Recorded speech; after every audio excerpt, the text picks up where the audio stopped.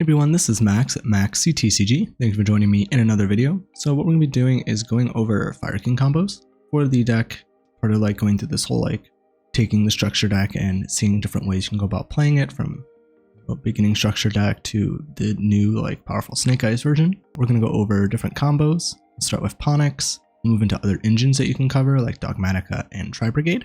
And then we'll also move into the Snake Eye deck, where that's where the combos vary the most. I have quite a few combos here we can go over.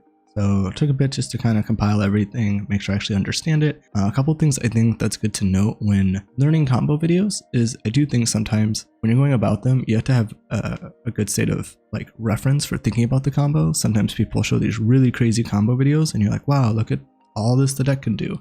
But they're not realizing that this combo is kind of like a good standard starting point combo, but it'll play into almost every hand trap. And I think that was kind of what the initial combo I was seeing going around that Pack showed and other people were kind of starting with. That combo really played into Nibiru standalone as a starting point for the initial Snake Eye combo. So it can be really important to consider, what does the deck lose to? Is there something else I need to consider when playing through it? You know, what hand traps do I think people are playing? What board breakers am I playing? You know, what does my hand look like? Does it have a lot of engine? Does it have a lot of, you know, non-engine cards? You know, because that can change the board you're gonna make. If you have like 3 hand traps and you go for a greedy line and get punished, you know, those 3 hand traps might not carry. Where if you go for a more conservative line, you know, depending on the deck and the format and the power level of the format, you might be fine just having a few interruptions on field with more in hand. So I think it's really important to think these things through. I think just copying combo videos, just learning spreadsheets, those aren't going to make you really good at the game. It's important to, you know, take your combo that you're learning and be like, okay, what happens if they imperm me on this summon? What happens if they ash me here? What happens if they have a combination of hand traps? Can I play through it? And if your deck can't play through a combination of hand traps, that's not abnormal. A lot of decks will get stopped by 2 hand trap combinations. It can be important to think those things through, where are your choke points, how to play. Just keep those in mind when going through combo videos. All right, so this is going to be the initial base Ponix combo. So we'll start with this if you're playing the structure deck. That's how this combo works out. You're going to start with normal summoning Ponix, search Fire King Sanctuary. Sanctuary searches Island. Island will destroy the Ponix to search Garunix. If you're new to how this wording works on the card, it says here that you can special summon this card from your graveyard if this was there when the monster was destroyed. So it has to be in the grave when a monster is destroyed, or hand even if not. So or hand even if not means that it's still checking on resolution. So even though it wasn't in hand when Ponix was destroyed, it's still recognizing that Ponix was destroyed on resolution to special summon itself. So now Garunix will summon itself. It'll destroy Brong, and then you'll be able to go to the end phase and go to the standby phase to get your triggers. So what this combo is focusing on is being able to summon the Exceed monster to blow up your opponent's field. So during the standby phase, make sure not to forget these. You know, make sure if your opponent's like main phase, like hold on, standby phase, things I want trigger. You're gonna get your Ponix and your Barong. These don't chain, they're just separate triggers. So you can add more or less whichever one first. Get Ponix, and then you can add Barong to add the Avatar Kirin. Now this combo is pretty easily disruptible. How it works, you know, you could imperm the Ponix, but in a Fire King variant, you do have to worry about Kirin. So if you imperm or effect failure Ponix, Kirin could pop it to allow it to go through and still get your initial like XYZ play. So that's one thing to be wary of for a Fire King variant. But depending on your hand, sometimes it's worth just attempting to stop them. If you have multiple hand traps, maybe it's better to try to stop them in a different way. You know, this combo is also very weak to your Ponix or Barong being stopped. So if you can stop the search of Barong, it can be good to not let them get to Kirin. If they don't have another fire in hand, getting rid of the Ponix from the grave with like a DD Crow could be nice, but you're kind of gambling on do they have nothing else to use with Kirin. So I think that's kind of like a very greedy play where you're stopping their follow-up, and if it works out, it's great. But if they still have something, they're still gonna hit. So if you're gonna DD Crow the Ponix, you'd probably have wanted something else to stop the Kirin from being able to go off. So maybe you have like a Cosmic or something else to pair with like a DD Crow or something. So these are some ways you can kind of stop this combo from going off. It's pretty linear and easy to stop because it's just one card. I think that's kind of some of the issues with some of the other variants we're going to be talking about when you're using like Dogmatika. You're just making the deck more consistent. You're not really increasing the power level very much of what the deck can do, but still focusing on this card. But this still isn't a bad combo for getting started. One thing I also want to go over, because I think newer players might struggle with this, is they'll see the initial combo and they're like, okay, this is what I do, but they don't know what to do afterwards. So I think it's really important to remember your deck's strengths and how it works. So one thing I did here, for example, is I summoned Sacred Fire King Garunix in defense mode. So summoning this in defense could be really important in any type of Fire King mirror match. If you're just playing structure deck, like match with your friend, or if you're, playing a Fire King Snake Eye deck, it can be important to make sure your monsters are in defense mode.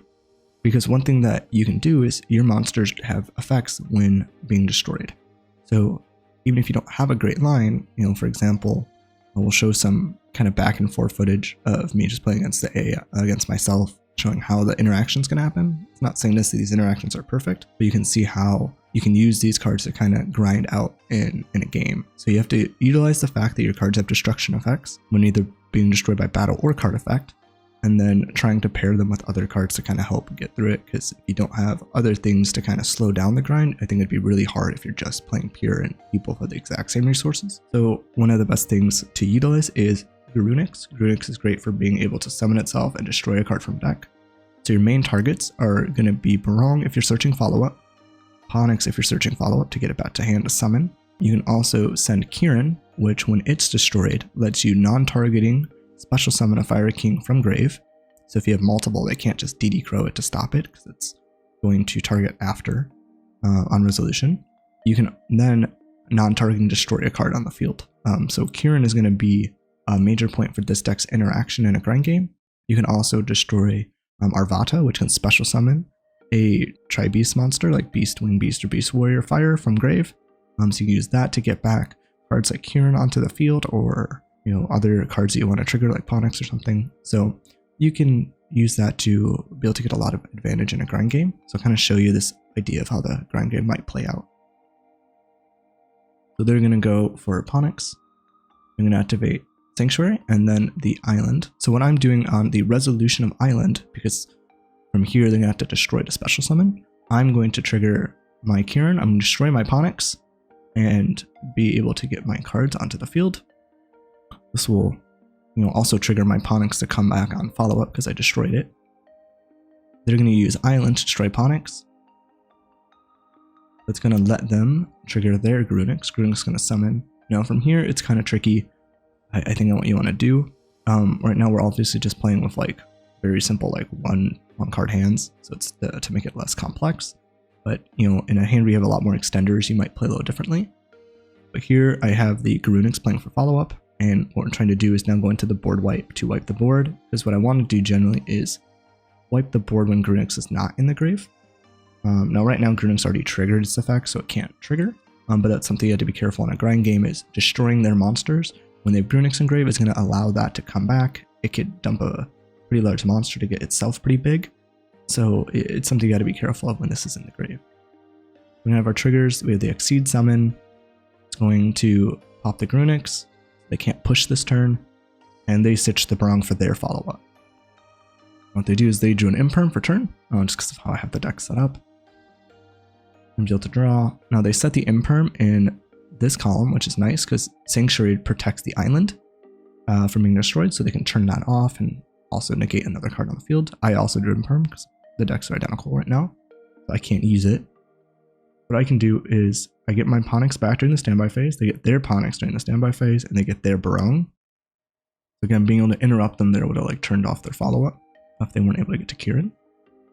Or Ponix, I guess, in this situation. Now, what I'm going to do is I'm going to use the Sacred Fire King to go after the back row before playing into it. One thing with this card too that's really good you have to remember is that you get to special summon Fire King monsters from the graveyard up to the number of materials this card had when it's destroyed.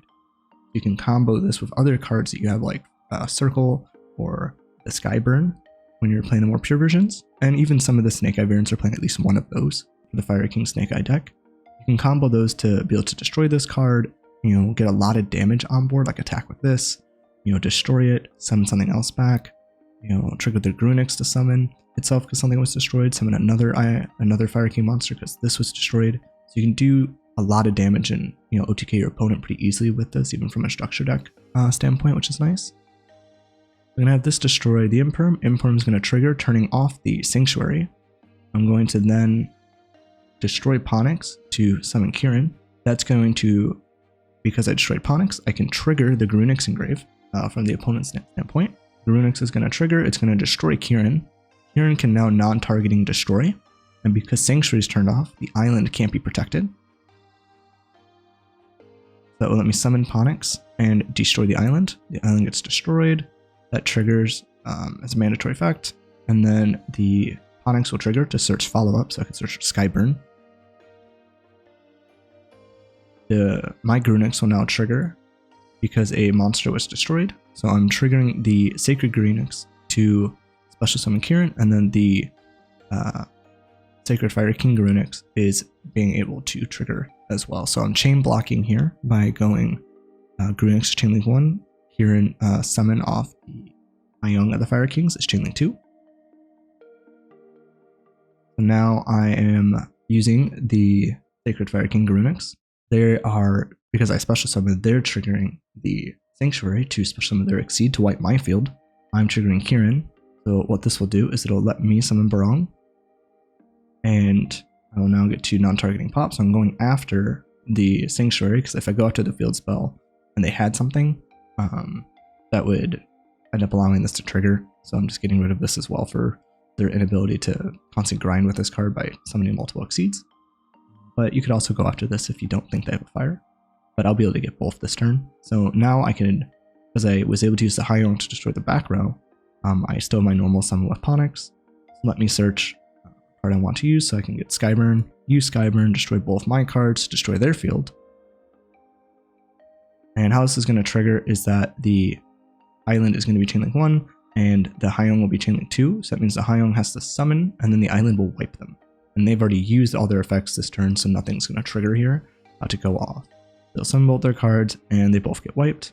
Here, then I can set my cards, and then we're kind of like in this grindy back and forth game.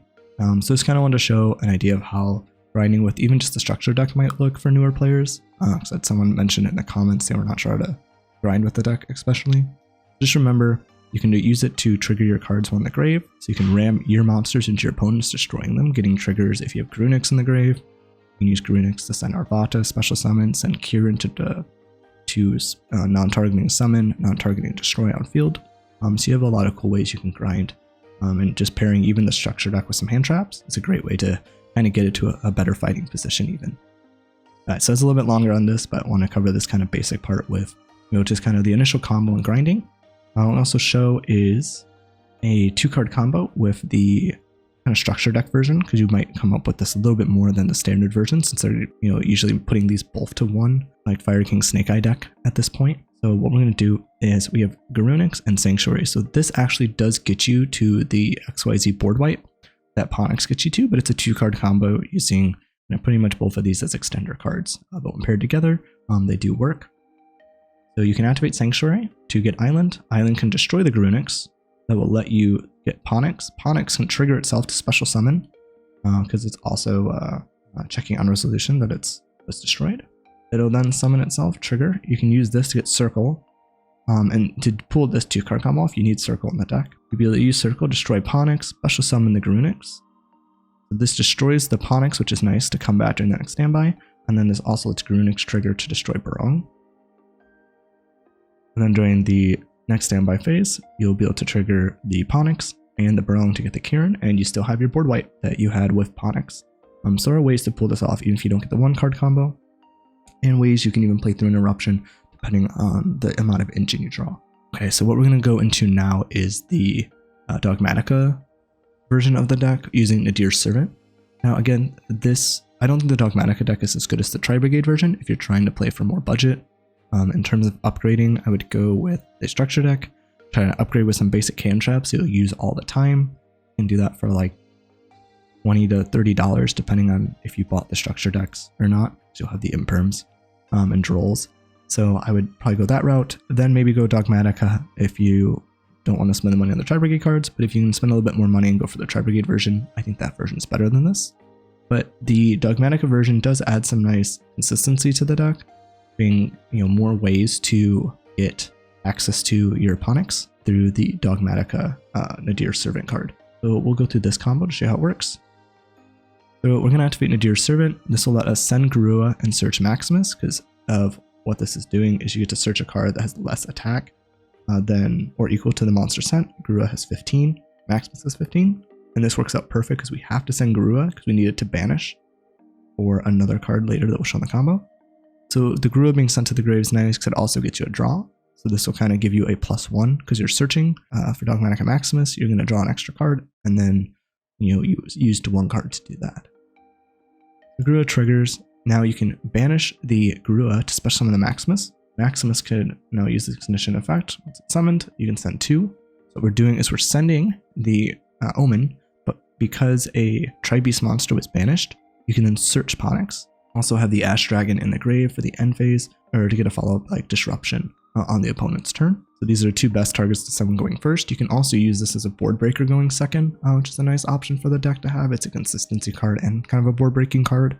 You know, to send Intist or other cards as well. If you already have combo to try to break your opponent's board. Now we can normal summon Ponix and do that initial line. Summon Sanctuary, summon Island, or get Island. Island to destroy Ponix. Garunix triggers. Garunix destroys Barong. Then you go standby phase, or end phase first. Get your Fleur-de-Lis. So Fleur-de-Lis lets you special summon this during your opponent's main phase. Monster when the extra deck is on the field, you can special summon this card from your hand. Then if you control another Dogmatika monster, which is Maximus, you can negate the effect of 1 face-up monster on the field until the end of this turn. So if you had your own end phase of your own extra deck card on the field, you can also special summon this as well. Now this will not be able to destroy trigger effects on summon, like Snake Eye Ash, but you can use this to negate cards like the Black Witch, because that has an ignition effect. You'd be able to trigger this on summon, negate the effect, and then the ignition won't be able to activate because it'll be negated, or if they do activate it, it's negated anyway. So it's a nice kind of like extra bonus that Dogmatika cards give you. But again, it's all still focusing around the Ponix combo, so if they imperm you on Ponix, you're not really going to get very far, unfortunately, outside of having this as an extra disruption with the deck. I do think the Dogmatika version does have the benefit of maybe being able to play more of a board breaking approach if you're interested in that. You can also play hand traps as well.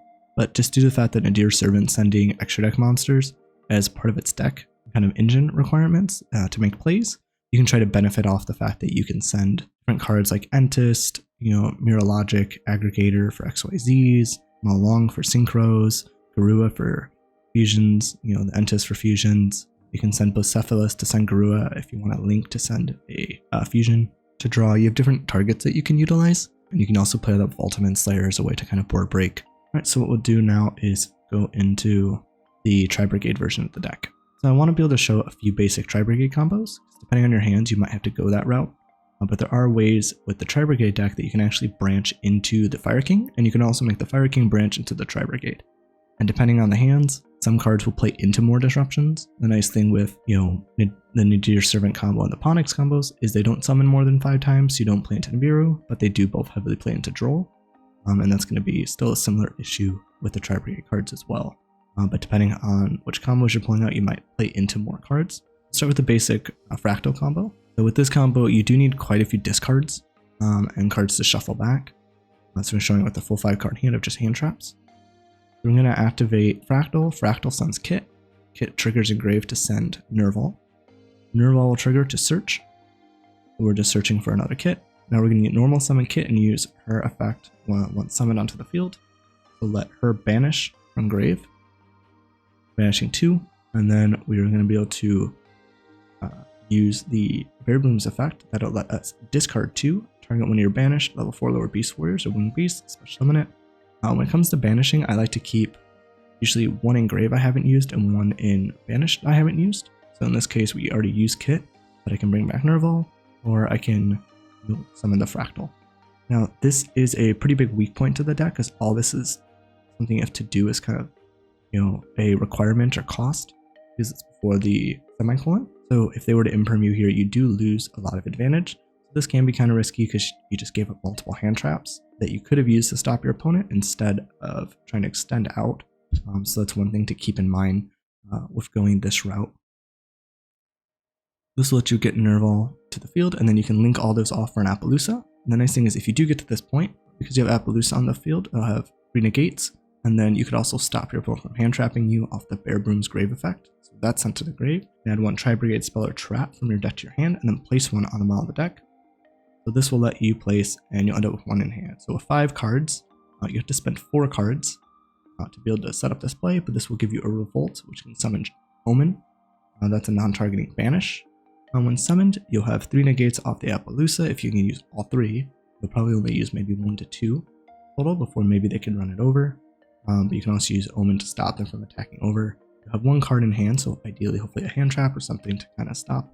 And then also when Omen summons the monsters, you can end up summoning cards like the Nerval, which can then, when sent to grave, search you another follow-up card. You can use that to search another Fraktall or another kit. So that's pretty nice with this combo. So if you want to, stop at this point here, because you don't want to discard all your hand traps, because these are cards you can use multiple in a turn. You could link off either into a link 3 if we have a good link 3 to go into. What you could end up doing is just linking into a Flamberge sheet. This can also trigger a special summon if you have another Beast Warrior hand, which can allow you to play Fountain Entities to discard, and it'll get the Omen to go to the Bearboom to go to the grave to search the Revolt. Now they could hand trap you on the search, but it would leave you with a Revolt and 3 other cards to use as well to interrupt your opponent. So this is going to be another combo to show a slightly better version of the board if you have a Tri-Brigade Fraktall and a Tri-Types, a 2-card combo.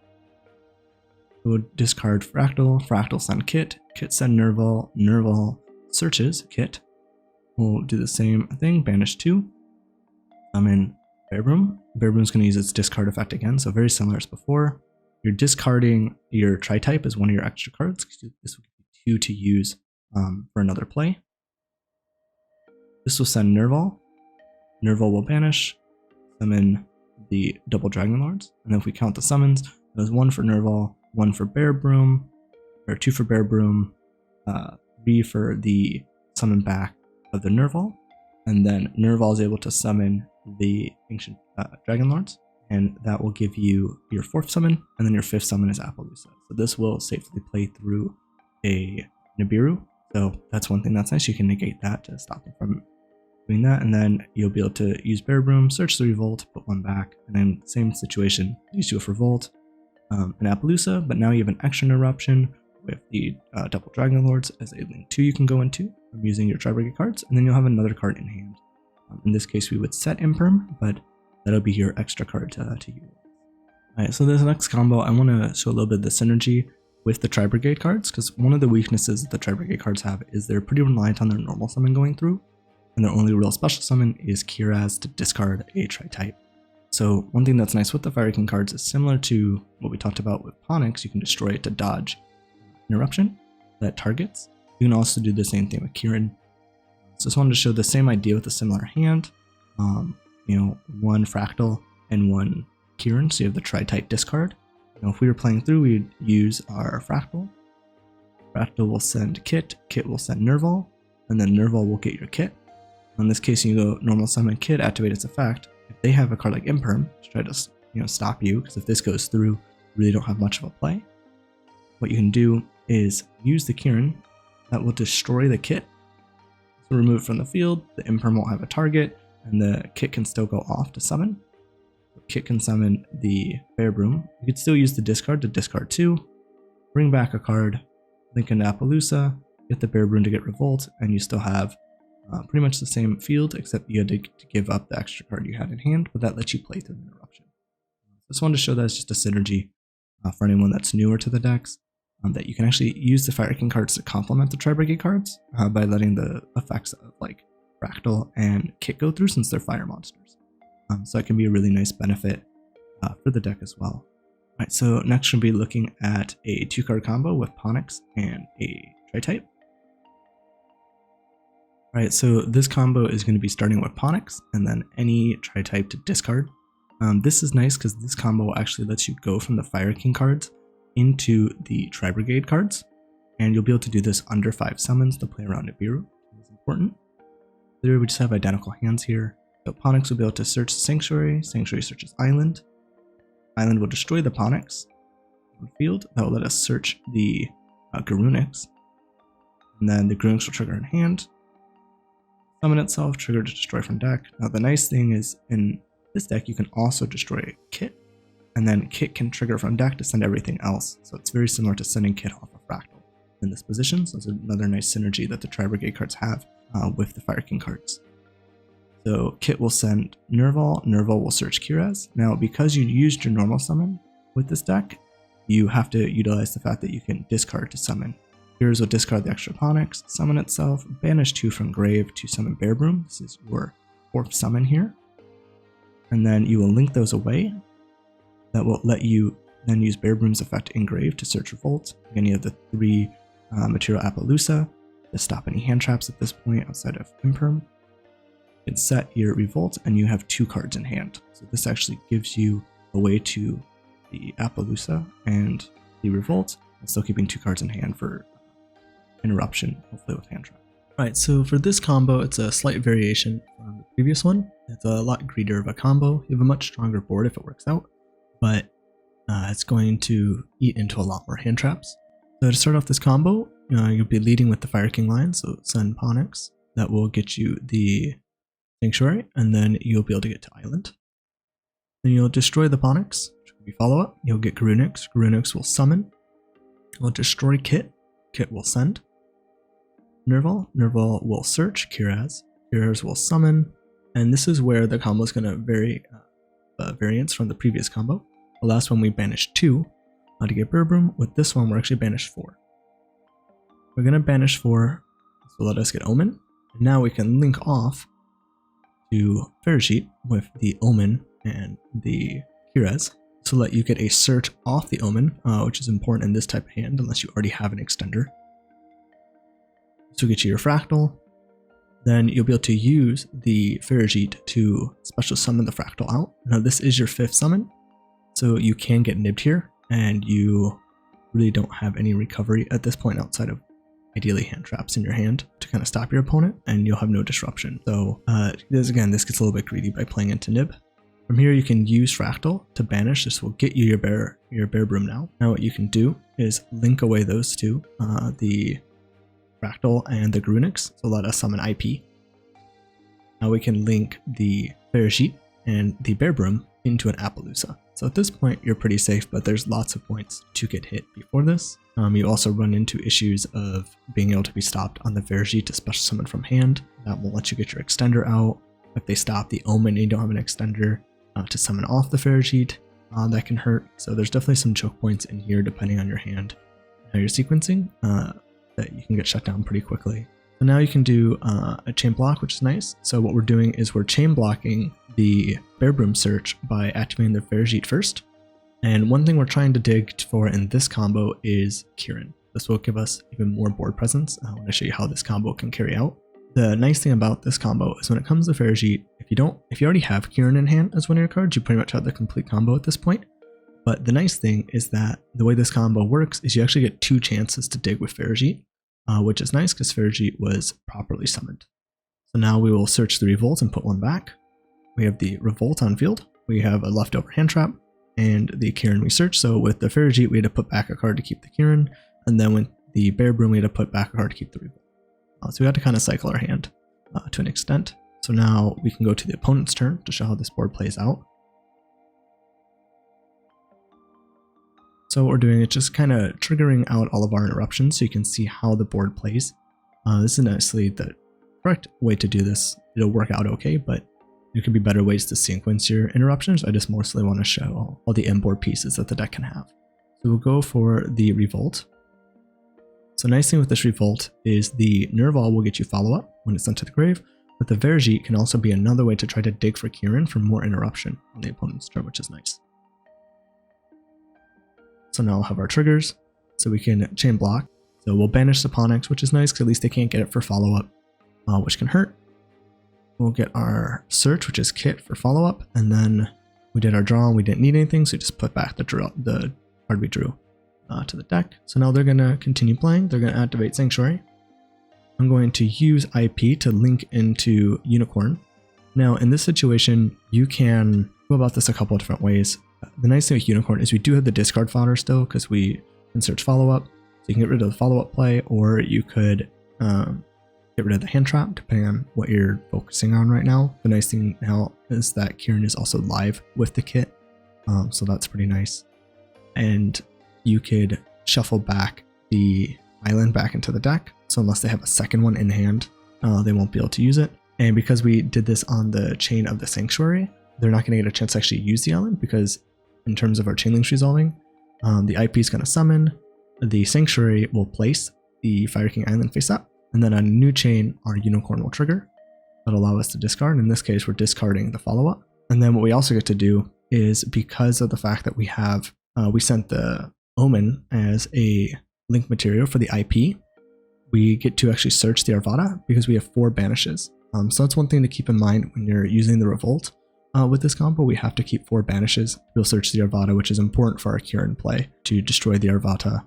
So what we'll do now is send that back. Our opponent will then trigger Kirin. We are now going to trigger our Kirin. Now this will trigger multiple effects. So we can trigger the Arvata to summon and the Garunix.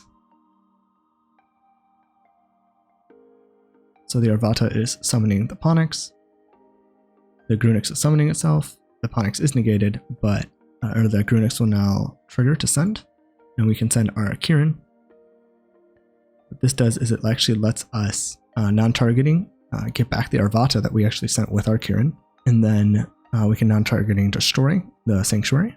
And then at this point, we still have a negate with the Arvata if they were to try to activate any monster effects. We also have the Kirin and the Garunix if we want to try to link into the Exceed if they special summon.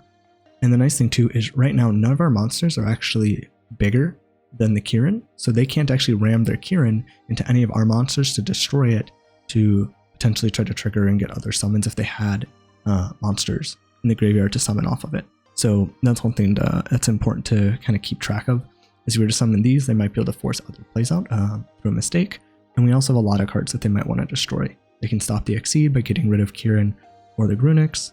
They'll probably want to keep Garunix on the field so it doesn't trigger in later turns. We can get rid of the Apollousa by attacking over it. We still have a monster negative for Arvata. So this gives you a pretty strong board that has quite a bit of plays that you can utilize. But again, it does play into a lot of hand traps to make this board, so it's pretty risky, especially in what seems to be a pretty heavy hand trap format. Alright, so in this combo, it's going to be a 2-card Tri-Brigade combo that leads to the Fire King engine. We're going to have a just slightly different end board. So I'm going to start with using Fraktall. I'm going to do the same thing as normal, kit into Nerval, and then Nerval is going to search Karaz. Karaz is going to discard the Fraktall to summon itself. I'm going to make a banish 4 to make Omen. Omen's going to link into the Bear Broom with Karaz. Omen's going to be able to search. We're going to go for Ponix. Ponix is going to summon. We'll do the Fire King line of Sanctuary into Island. And then we are going to destroy Ponix, search Garunix. Garunix will summon. Garunix will destroy Barong. We're going to use the Bear Broom to discard 2 to get our Nerval back. I'm going to banish 2, because remember, neither of these were properly summoned. And we'll link into the SP using the Nerval and the Garunix that'll be in the zone connecting to the Flamberge. Then we can link those away into the Apollousa. So this gives you a little bit of a different line, giving you an IP line. Then from here, we will trigger. So we can just use this mostly the chain block, or try to draw into other cards if there's something we want to get. So use the Flamberge to chain block the Bear Broom search. Then we'll get the Revolt, put back our last card, and now we have the Sanctuary, the Revolt, Arena, and Apollousa.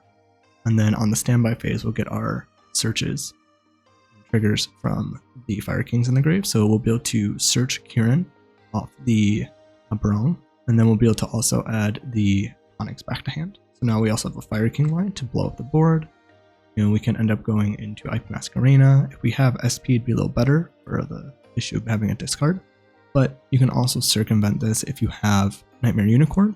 You just want to use the Revolt before the IP Masquerena in that situation, for sure, because what you want to do is you're going to want to be able to get a search off the Omen going to grave. And then you also then have the 2 fires to do the XYZ line to nuke the opponent's field, and then you have 2 negates off of the Apollousa. And if they do try to run over Apollousa or IP with one of their normal summons, you can always go Revolt to banish. So pretty decent board here, but you do have the issue of a few choke points. I think one of the worst ones is always having to use the Bear Broom to discard 2. That's a really hefty cost to have to pay to get hit on. So I'm going to show you another line that you can kind of use to maybe keep more of your hand traps in line, but this requires having SP. This next line is very similar. We're just going to show how I might end on this.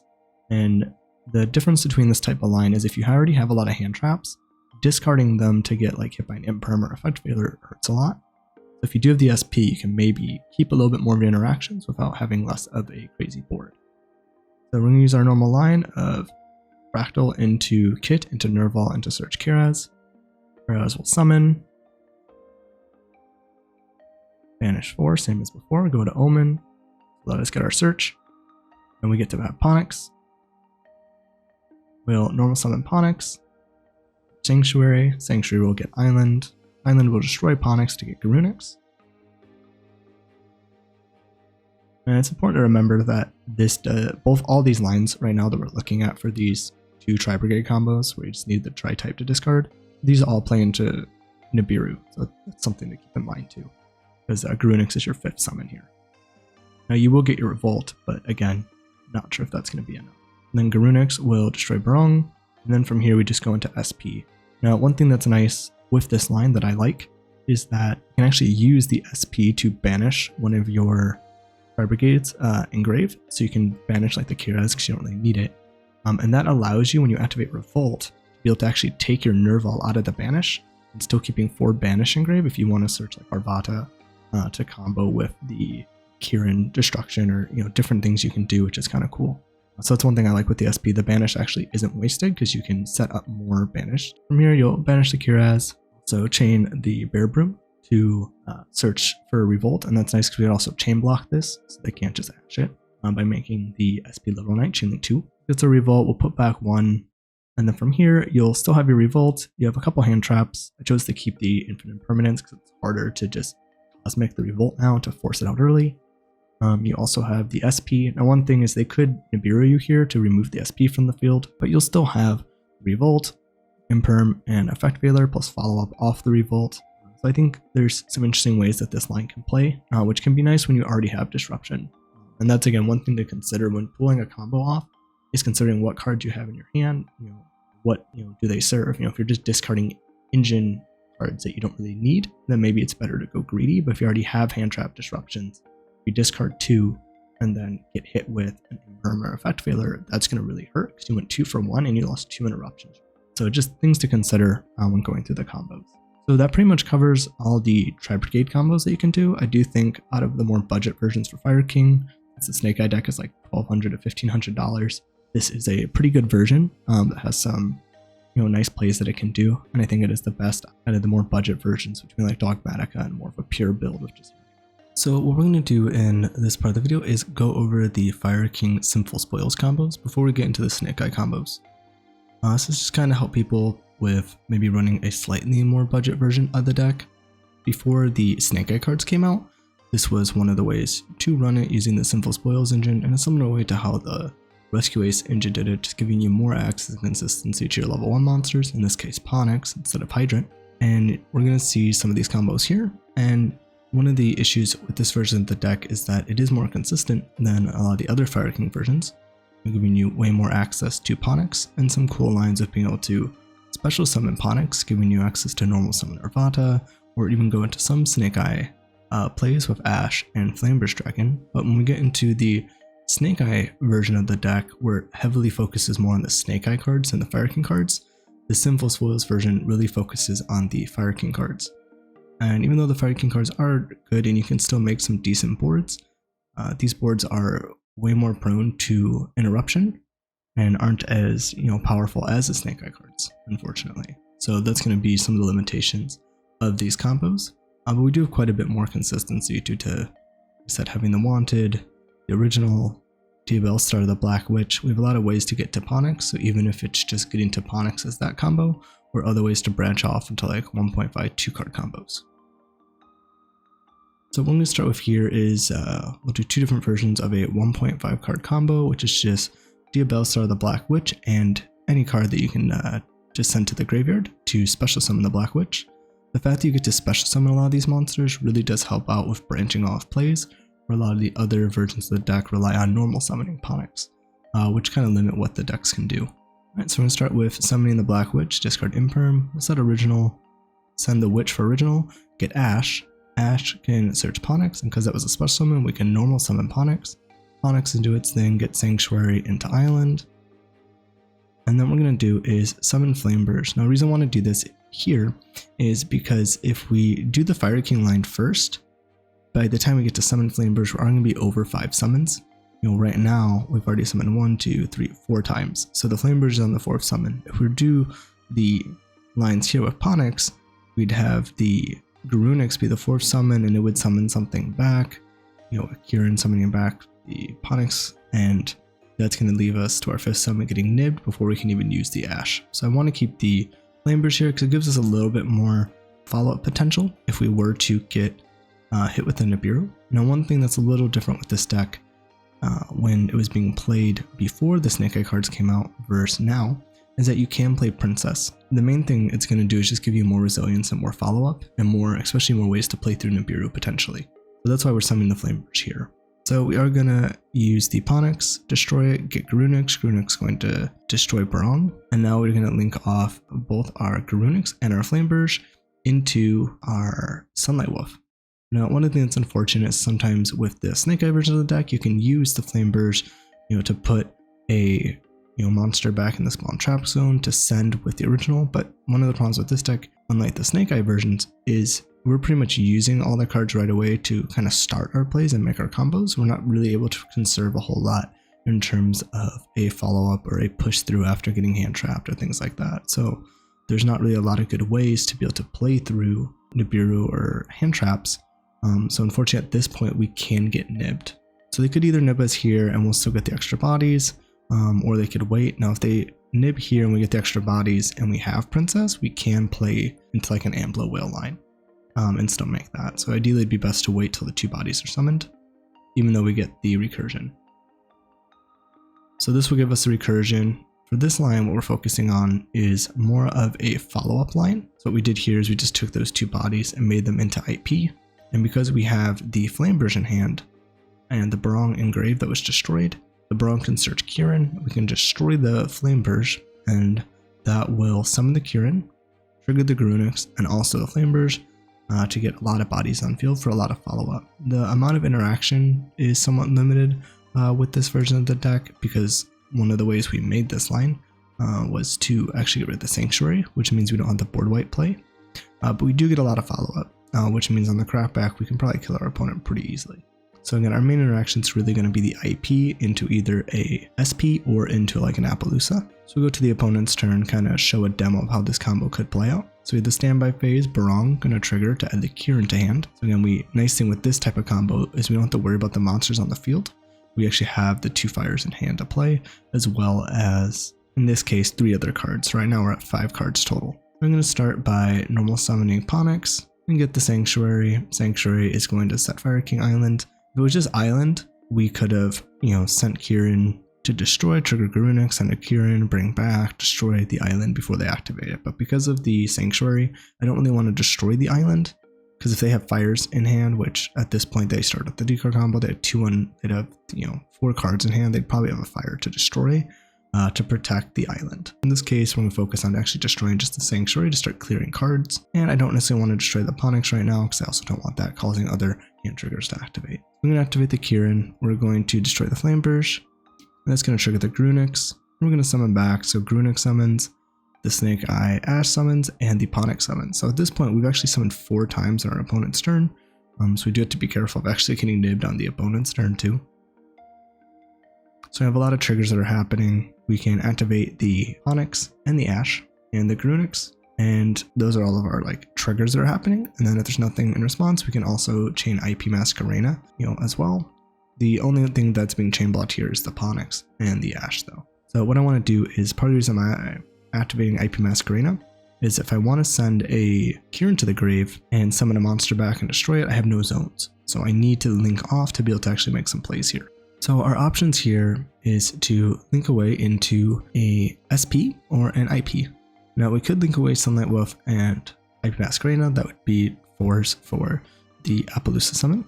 We can also link away our IP and our level 1s, putting those back to the grave, summon the Apollousa into the Sunlight Wolf zone, and then get recursion back to hand, which is nice. Or we can link away like maybe Garunix to grave for follow-up on the following turn with an SP. So there's different lines you can do, and we'll get a lot of follow-up from all these cards here. So we'll resolve the chain. I'm going to send away both our level 1s and the IP to make Apollousa in the Sunlight Wolf zone, so we'll get a follow-up from hand, or from grave back to hand. And we still have 3 cards in hand, and here we're going to actually destroy the Arvata. Ponix is going to be searched by Ash, and then Skyburn is going to be searched for the follow-up here. You can also search Circle the Fire Kings as well. It's also a good card for being able to perform some OTKs. Now we're going to have all of our triggers, so I'm going to chain block the Sunlight Wolf adding back, and we're going to chain the Arvata special summoning back. Now we already triggered the Ponix at this point. No reason really to bring that back, so we're just going to bring back the Barong for extra bodies to kind of block off and potentially get follow-up, but they go after our board and destroy it. Barong back, and then we're going to add back the Flamberge, and that's kind of where we end here. Now, I don't like this board as much as the second board I'm going to show, just due to the lack of interruption that it kind of has, due to sending the Sanctuary, don't have the board wipe.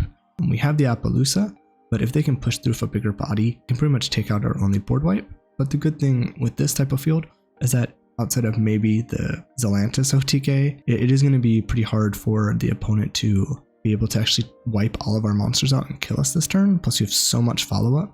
You know, we have 6 cards in hand right now. It's going to be pretty difficult. And Apollousa does solo some decks pretty much by itself. You know, Tyr has a hard time.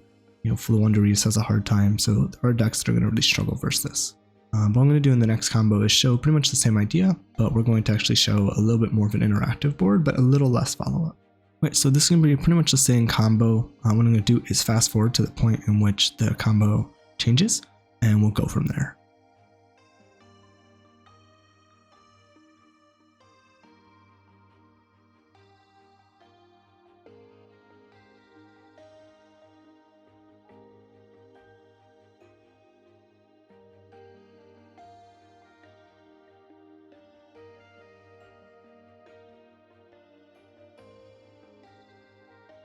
Right, so we're at the point where the combo's about to change. So instead of sending the Ash and the Sanctuary to keep the extra bodies in the field, what I'm going to do is actually send the Ash and the Kirin to the grave.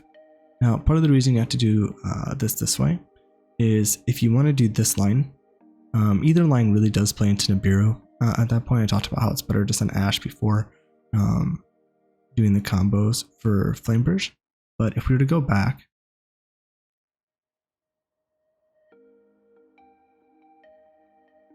you know, we can see our line here, Ash and Ponix. If we send the Sanctuary, we still have a target for Circle, or for Sanctuary to still have a target for Island to destroy and search, outside of potentially having something in our hand. If we have something in our hand, we can do this still by sending the Ash for the Ponix and destroy a card from hand.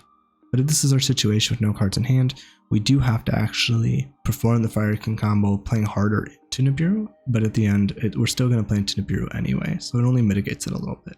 Alright, so we're back at the point where the combo branches again, and just why we perform this a little differently. So we're going to use Ash, send Ponix, make Flamberge, and we're kind of at the similar board state we had before, Flamberge and Garunix. Again, we're getting rid of the Flamberge, so we're kind of losing our playthrough nib. Going into Sunlight Wolf brings back 2. We trigger, we add back, and in this case we're adding back the Kirin because we kept the Sanctuary, so we want more of the board wipe play. Now we're going to link the Ponix away into a IP Masquerena, and we have a very similar board that we had before. But now we're going to show how this board plays a little differently, and the interaction points are really important to kind of sequence everything in a certain way, or else your plays won't really matter, because you'll actually board wipe yourself with your own Garunix.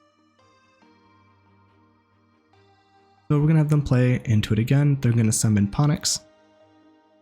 They're going to get their Sanctuary. Sanctuary is going to trigger. We're going to activate our Kirin now, so that way we can destroy stuff before they activate the Sanctuary. I'm going to destroy the Sunlight Wolf. So in this case, we don't have the Flamberge in hand. We're destroying the monster on the field. They're going to put this Fire King Island on the field. We are going to trigger our Garunix. It's going to summon it back. It's going to trigger. We're going to use that to destroy a second Kirin. This will let us bring back a monster. And now we have the board wipe set up. We're going to bring back the Ponix. Ponix will search us some follow-up, and we're going to destroy the Sanctuary as before. Okay, I don't want to potentially trigger the Sanctuary protection, keeping the island on the field. So we're going to search a circle in this case, because I think it'll be a little better, potentially with our board if we don't end up with a Fire King on board, but just a Fire.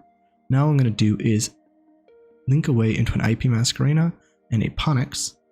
This can let me summon SP. Now SP here can actually banish the island, so they won't be able to use it. That was also another line we could have done with the previous combo. Instead of going into an Apollousa's, SP banish that as well, and you get a little bit more interaction points since the SP can also banish itself once another card activates, to remove both monsters on the field. So maybe that's the better line with the last combo. But here we'll banish the island. That's going to wipe their board and destroy their Ponix, potentially getting rid of our card target to destroy, which is nice.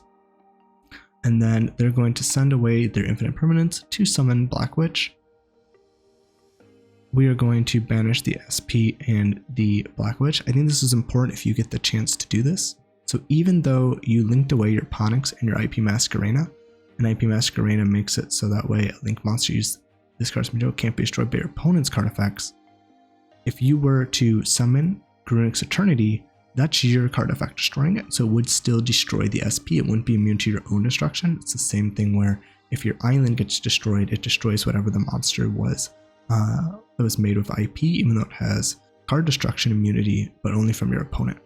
This will remove this from the field. This will let them still get their original for potential plays if they have another card to send, but at this point if they summon something, we can also board wipe them, as well as circle. And then if we were to destroy the Garunix Eternity, that can bring back monsters as well. So a lot of monsters for a lot of damage. This will come back with the Witch. One thing that's annoying is that the Witch can bring itself back if it's destroyed during the opponent's turn and sent from the owner's hand or field to the grave. I guess by any means, it'll come back, search some other cards. It's a little annoying, but we still have a lot of plays that we can play and more interaction points with this combo because we kept the Sanctuary on the field. SP comes back during the end phase, same with the Witch, and we would continue on our plays from here.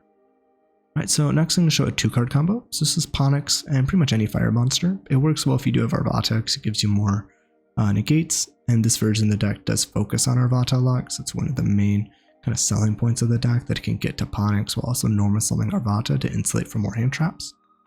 We do run, multiple Tenkis and the Arvata to be able to make more plays. But you can still do a lot of this with just a fire. So we're going to do Ponix into Sanctuary, Sanctuary into Island.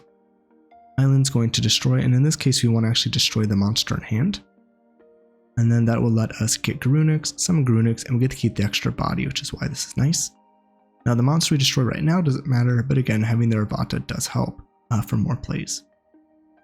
This will destroy, we can destroy Kirin, bring back Arvata, which now at this point we actually have a monster effect negate, which is nice, since we were to destroy the Kirin and bring this back, and the Kirin doesn't negate the monster's effect.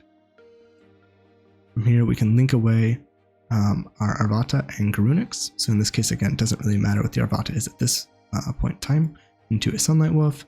Then we can link away Ponix into a Linkuriboh, triggering the Sunlight Wolf to add back. This will add back the Kirin, and then we can link away both of these into a Heatsoul. Again, we're very heavily playing into Nib here because we got rid of the Arvata, so just keep that in mind with this combo. Heatsoul will draw us an extra card, and then we go to the opponent's turn. Now this doesn't look like a lot, but it is a 2-card combo right now with pretty much any Ponix and a fire. And we had started with 2, so we have 3 cards in hand plus the 1 we recurred and the 1 we drew, so we're at 5. Then the opponent's draw phase will add Heatsoul again, so now we're at 6. So we have the exact same amount of cards our opponent has, ideally drawing into hand traps, and if we were playing this correctly, we would have obviously set the 1 imperm we drew. But we still have plays since we can destroy the Heatsoul now with Kirin to do the board wipe, and summon back monsters, have potential negate plays. So we have some nice options here. So I'm going to just in Ponix, activate the effect, get Sanctuary, Sanctuary search Island. I'm going to trigger Kirin, destroy Heatsoul. I'm going to get the island. We're going to be able to trigger our cards. Garunix is going to send, or be able to summon itself back, and now destroy a card from deck. Let's destroy Kirin. Kirin's going to bring back, and in this case we're bringing back the Arvata. This gives us a negate. So in this case, we have a negate plus a board wipe, which is a nice situation to be in. You can kind of pivot either way. Now this does have to destroy, so if we have a fire in hand, we can negate with the Arvata, go into the Garunix Eternity, and board wipe the field. That will destroy the Arvata, summoning back a Ponix, but the effect is negated, so we do still have that. The nice thing though is even in a situation where we destroy the Arvata, summon the Ponix, even though the effect is negated, it'll be destroyed during the end phase, so it's going to come back again during our standby phase on the next turn. So here we would just destroy with our non-targeting destruction with Kirin, and then we would end up, again having either a board wipe or a negate. And like I said, if we have the monster in hand, we can perform both for the Arvata and the board wipe. So next we're going to show quite a few variations of 2-card combos that you can actually make using Tenki and Black Witch, and kind of key parts of the deck being able to play.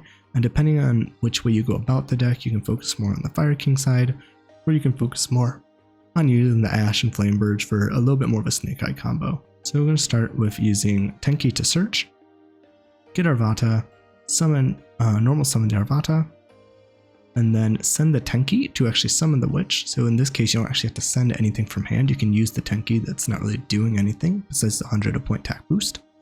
So this line's nice because if you do have another fire in hand, you can be able to protect yourself through more hand traps. Witch is going to trigger, get Original. Original will send the Witch. Going to get Ponix. Ponix is going to do its normal thing, Sanctuary. Sanctuary gets Island. And then we're going to link away the Ponix into Linkribo. We're going to destroy the Arvata. That's going to get our Garunix. And the reason why we linked away at this point is we want the Arvata, once destroyed, to be able to bring back the Ponix for an extra body.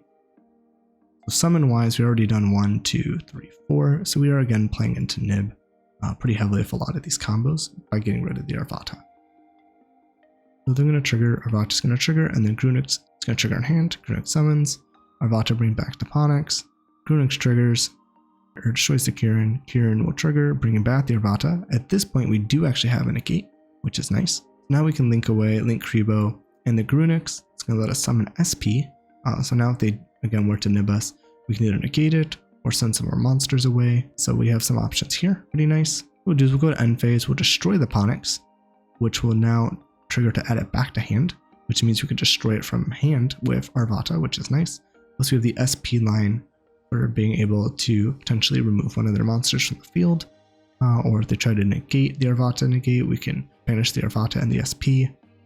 For a different place here, if anything's destroyed, we have the Garunix, which can summon itself back. So we have lines with that, which is really nice. And if we can get the 2 level 8 Fire Kings on the board, we have the board wipe.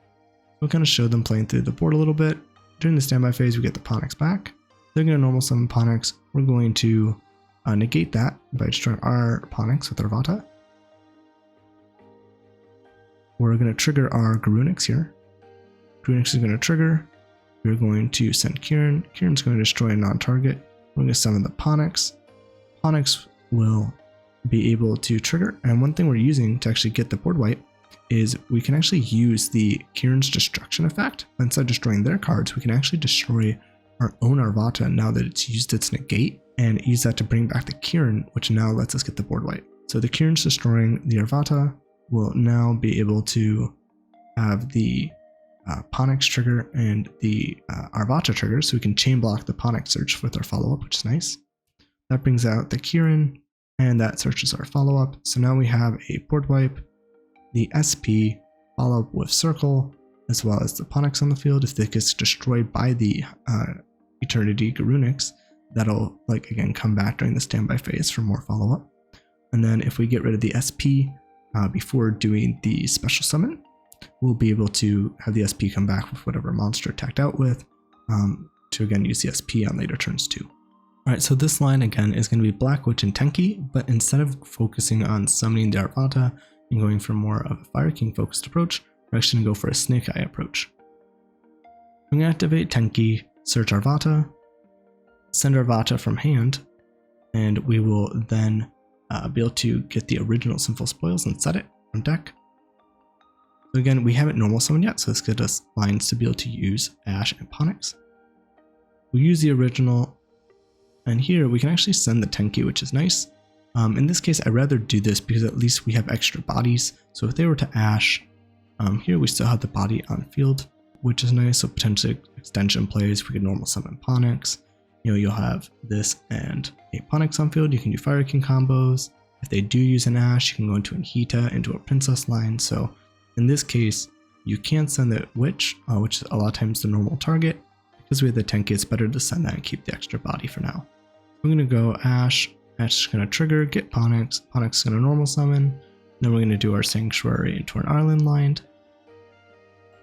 Okay, and then what we're going to do is actually send away the Ash and the Black Witch. So that'll get us Flamberge. So in this case, we have summoned 1 time, 2, 3, and 4. So we have Flamberge on 4th summon. We're going to use Island, destroy Ponix into Garunix. Garunix is going to summon itself.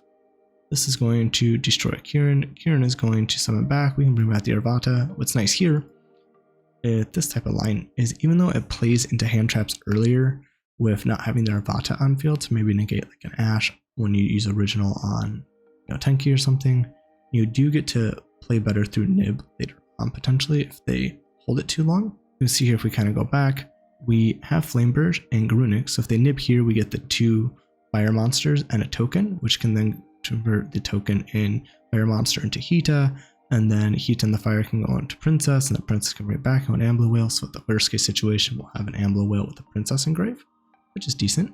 In this case, what we can do now is we can link away the Flamberge again and Garunix that'll go into the Heatsoul, and we still have a fire on field at all times to negate with Arvata, and now the Flamberge can trigger as well. And again, if we have fires on field, we don't have to destroy the Heatsoul. We can keep our board intact. Flamberge will trigger summoning back 2 level 1s. That'll trigger Heatsoul to add back, riding the Kirin for the board wipe play. We'll link away the Ponix into Link Rebo. That's going to let us actually go into a Heatsoul. Heatsoul will draw us 1 card. That will link us away into an Apollousa. So again, we have multiple negates here, which is pretty nice. You can also go Amblowhale. So if Amblowhale is destroyed, you can bring back Heatsoul and draw more cards. But you also have the Sunlight Wolf as well as a target to bring back. So here we're going to end on a Apollousa, a Arvata, and a Kirin, which is pretty nice. And we'll kind of show how this could play through it as like a little demo, because one of the things that's important is being able to trigger Arvata and Kirin. What you can do is you can negate with the Arvata and then use the Kirin chain to destroy the Arvata to get both effects. So kind of show how that works. I do kind of like the Apollousa a little bit better here because it plays better around Super Poly, where if you go into Amblowhale, you could get Super Poly, kind of losing some of your targets to an extent. So to activate Tenki, search Arvata. Now they summon Arvata. Now if they have fires in hand, they could negate some of our effects. We're just going to pretend that they don't because they don't. They're going to summon Black Witch trigger. We're going to negate that. And again, they could obviously stop that, but at this point we would have Apollousa, and anyway, they probably would have just potentially attempted to attack over the Apollousa with their own Arvata in this case. Make it so we don't have that negate. So we're just showing this kind of in the best case situation, just to show all the cards activating. So they activate Witch, we negate, and then we're going to destroy with Kirin. So now we're going to resolve our chains. Kirin summons, we negate the Arvata. Arvata destroys the Kirin, also triggering the Kirin, and the Black Witch is negated. So now we have our multiple chains. The fact that we destroy cards, we can trigger Garunix. We also have Arvata being destroyed to summon back, and with Kirin being destroyed to also summon and destroy back. So Arvata is actually chain link 3 in this situation. It's a little hard to see if everything being in the grave. So Arvata is going to summon back Kirin. Kirin is going to summon back Ponix. I'd rather have this be chain blocked as the second action because we get actual follow-up off this. But if you do get hit with like a bell on this, you don't get the 2 8s for the board wipe. But if you do board wipe too early, you'll end up destroying your Apollousa. So now we get to targeting destroy the Witch, and we can bring back Garunix, and this makes it so they can't just like attack over our Kirins to get rid of the board wipe as well. And now we have Ponix and the Garunix triggering. Here we've pretty much used all of our main Fire Kings, so we might as well just send Barong for more follow-up on the standby phase, and the Ponix and search a circle for pretty much an OTK on the following turn. So if they go battle phase, we're going to start a battle phase, and we can actually get rid of the Link Rebo, or the Ponix for Link Rebo. This will make it so when they try to attack into Apollousa, we can make the monster's attack point 0, allowing them not to crash into the Apollousa. Again, saving our 2 negates. I'm going to show another Bellstar line with Tenki and Black Witch.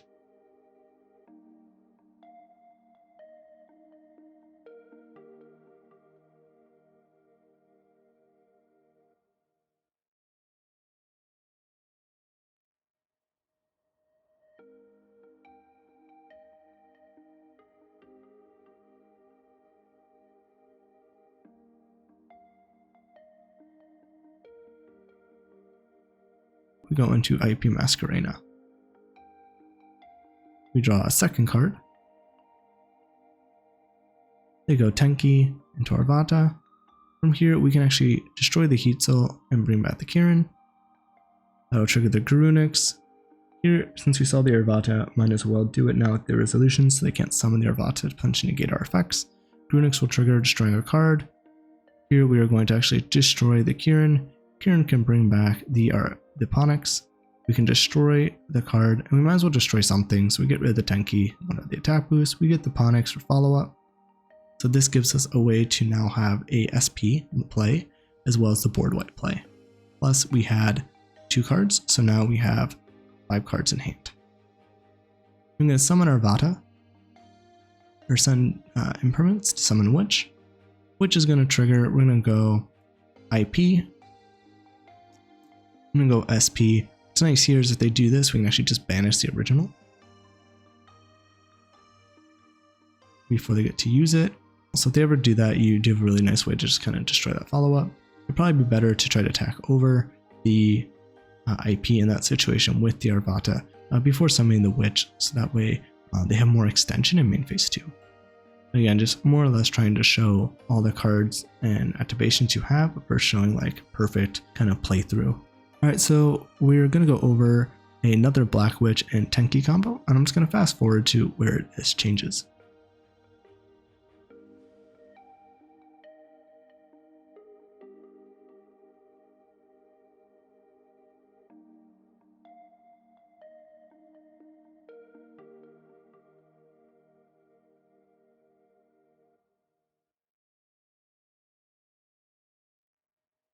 Alright, so we're at the point where the combo is going to diverge a little bit from the previous combos.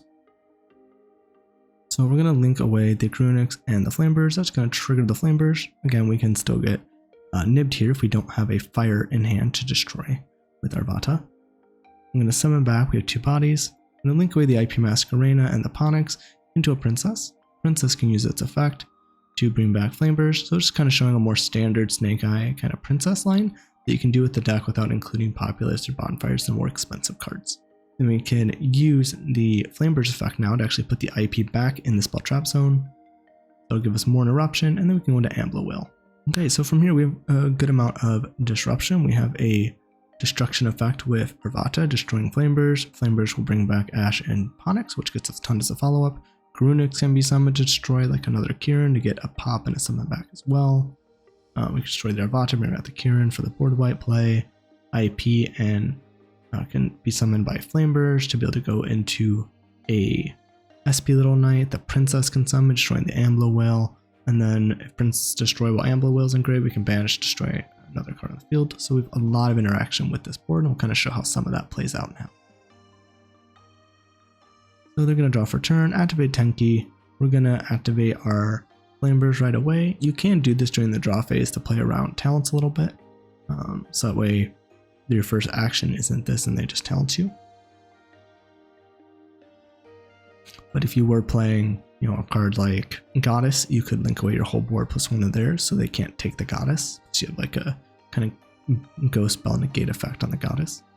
Even though it's not great, you're losing a lot of bodies, but it is way you can do it. And you would still trigger the Flamberge to summon back after the talent resolves to get a lot of follow-up. Okay, so they're going to use Tenki, summon Arvata, which is going to send the Tenki to summon itself. I have the Witch trigger, and here what we're going to do is actually destroy the Witch and the Amblowhale to bring back Princess. And then I'm going to trigger the IP Masquerena because if I wait, I won't be able to link into anything except fires once the Princess is on the field. So let me go into like an SP early, or an Apollousa if I wanted to. In this case, I'm going to go into the SP with the Flamberge and the IP Masquerena. This will destroy now the Witch and the Amblowhale that'll summon the Princess. We are locked into fires now currently, but that's not really an issue at this point. That's going to let them get original. From here, Flamberge is going to activate. We're also going to banish the original because they set it off us linking into SP. So SP resolves before they get to use it to banish it. We bring back our bodies. We activate Ash. We activate Ponix. Now it depends on what you want to chain block in this situation. If you follow the follow-up off the spell or trap potential search for Circle, we can do that. Or you can hit Ash to get like another Ponix follow-up. And we have our board here. So what's nice here is we still have a Garunix engrave. So once we use Arvata to destroy something, we can make room for Garunix, destroy Kirin, destroy a card, summon back. So we have some different lines we can do here. And we have lots of follow-up. Right, so this line is just going to be showing a OTK using the Sinful Spoils cards. This will be an Accesscode OTK, and it's going to be a 2-card combo with Tenki and Black Witch. So we're going to have our opponent go. We're going to pretend they get hand trapped. We're just going to activate Tenki, summon a card, because we get up to 3 pops with this combo, which is nice. We're just going to summon something, they get hand trapped, they can't play. We're going to do our combo now. We're going to go and use Tenki, get Arvata. Normal summon Arvata, send the Tenki, get the Black Witch, and we have 2 bodies on field with original. Use original, send the Black Witch, get Ponix. Ponix can now search Sanctuary, Sanctuary will search Island. Then we'll link away into Link Kribo. We'll use Island. Island is going to destroy the Arvata. Now we get to have Garunix and Arvata triggering. Arvata triggers and then Garunix triggers. Garunix summons, Arvata brings back Ponix. Ponix is negated, but will be destroyed during the end phase if we don't get rid of it. Garunix will now trigger, destroying the Kirin. Kirin can now summon back. Right, so now the Kirin will bring back the Arvata. We have a negate with the Arvata now, which is nice. But again, we still would have been nibbed at this point. We can link away Link Kribo and the Ponix to be able to go into Dark. In this case, you could also go into Hita because you have a Dark and a Fire. I think I might want to go for Dark in this case, so just don't put an unnecessary Fire engrave, and I can keep my Hita for better extension since I'm, seeing they're also playing the Fire in deck as well. So I think I'd rather have the Hita long term, but the Dark can also be used with Link Kribo. Many of your monsters would be able to steal their Black Witch to search your cards, which is also nice. We're going to link away the Dark and the Arvata into a Celine. In this case, we want to keep the Garunix because we want to be able to have a lot of damage on board. Celine will activate. It's going to bring back the Black Witch. And that's because of the fact that we have the 2 on field plus the original engrave as well as Tenki. So that's 4 spell counters total, which is nice. So we'll be able to pull out the combo. That'll let us bring back, again, Witch and Celine can link off into Accesscode. Now, Accesscode can gain attack equal to the Link monster.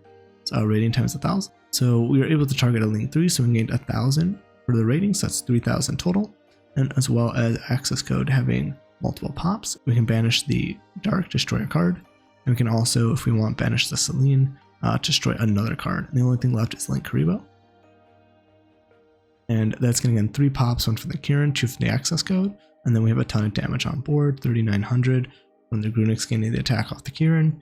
And then also have the Accesscode going in for 5,300. So there are ways you can actually OTK with Accesscode and the Sinful Spoils cards. Now, if you do include Princess in the deck, you can also just perform the Zelantis OTK. That will also show with the Snake Eye combos. So you can do like Zelantis, Pyro Phoenix, Princess, and you can perform that OTK as well. So you can potentially cut the Accesscode just by being able to get the Phoenix and the Princess, but both are kind of pricey. So if you already have Accesscode, this is a way you can OTK while having to get more cards. Next, what we're going to do is actually get into the Snake Eye combos. So there's quite a few different ones. I kind of want to talk about different ones I've seen, the pros and cons of these different combos. Now, some of these are a little bit older, so they definitely could be somewhat outdated from when they were shown, but just to talk about them so we can think why they're good or not good and why you might want to play them, and then what to consider for countering the deck by seeing all the different lines and combos you can actually do. So this is like the first standard Snake Eye combo. it kind of reminds me of the Punk combo, where when you go really crazy with the combo, you get a lot of interruption to use on your opponent's turn. But the problem is that it plays into like everything. So this combo alone was kind of like the first thing I saw when people were first initially experimenting with the Snake Eye deck. I think now people got a lot better at layering their cards so that way they have better chain links and being able to set up their board so it's more resilient to hand trap interruption. One thing that this issue combo is that it actually loses to Nibiru by itself, which is a huge problem. So what I'm going to do is just start this combo with Snake Eye Ash. We're going to have Ash search Populace. Populace is going to summon itself. You're just going to search Original. Alright, and then in this combo we're linking off Populace into Link Karibo. I think overall this type of structure isn't as great for the way it plays through like layered disruption. So the big two parts that you want to keep in mind really is your ability to have Flamberge on the field and your ability to have Sinful Spoils.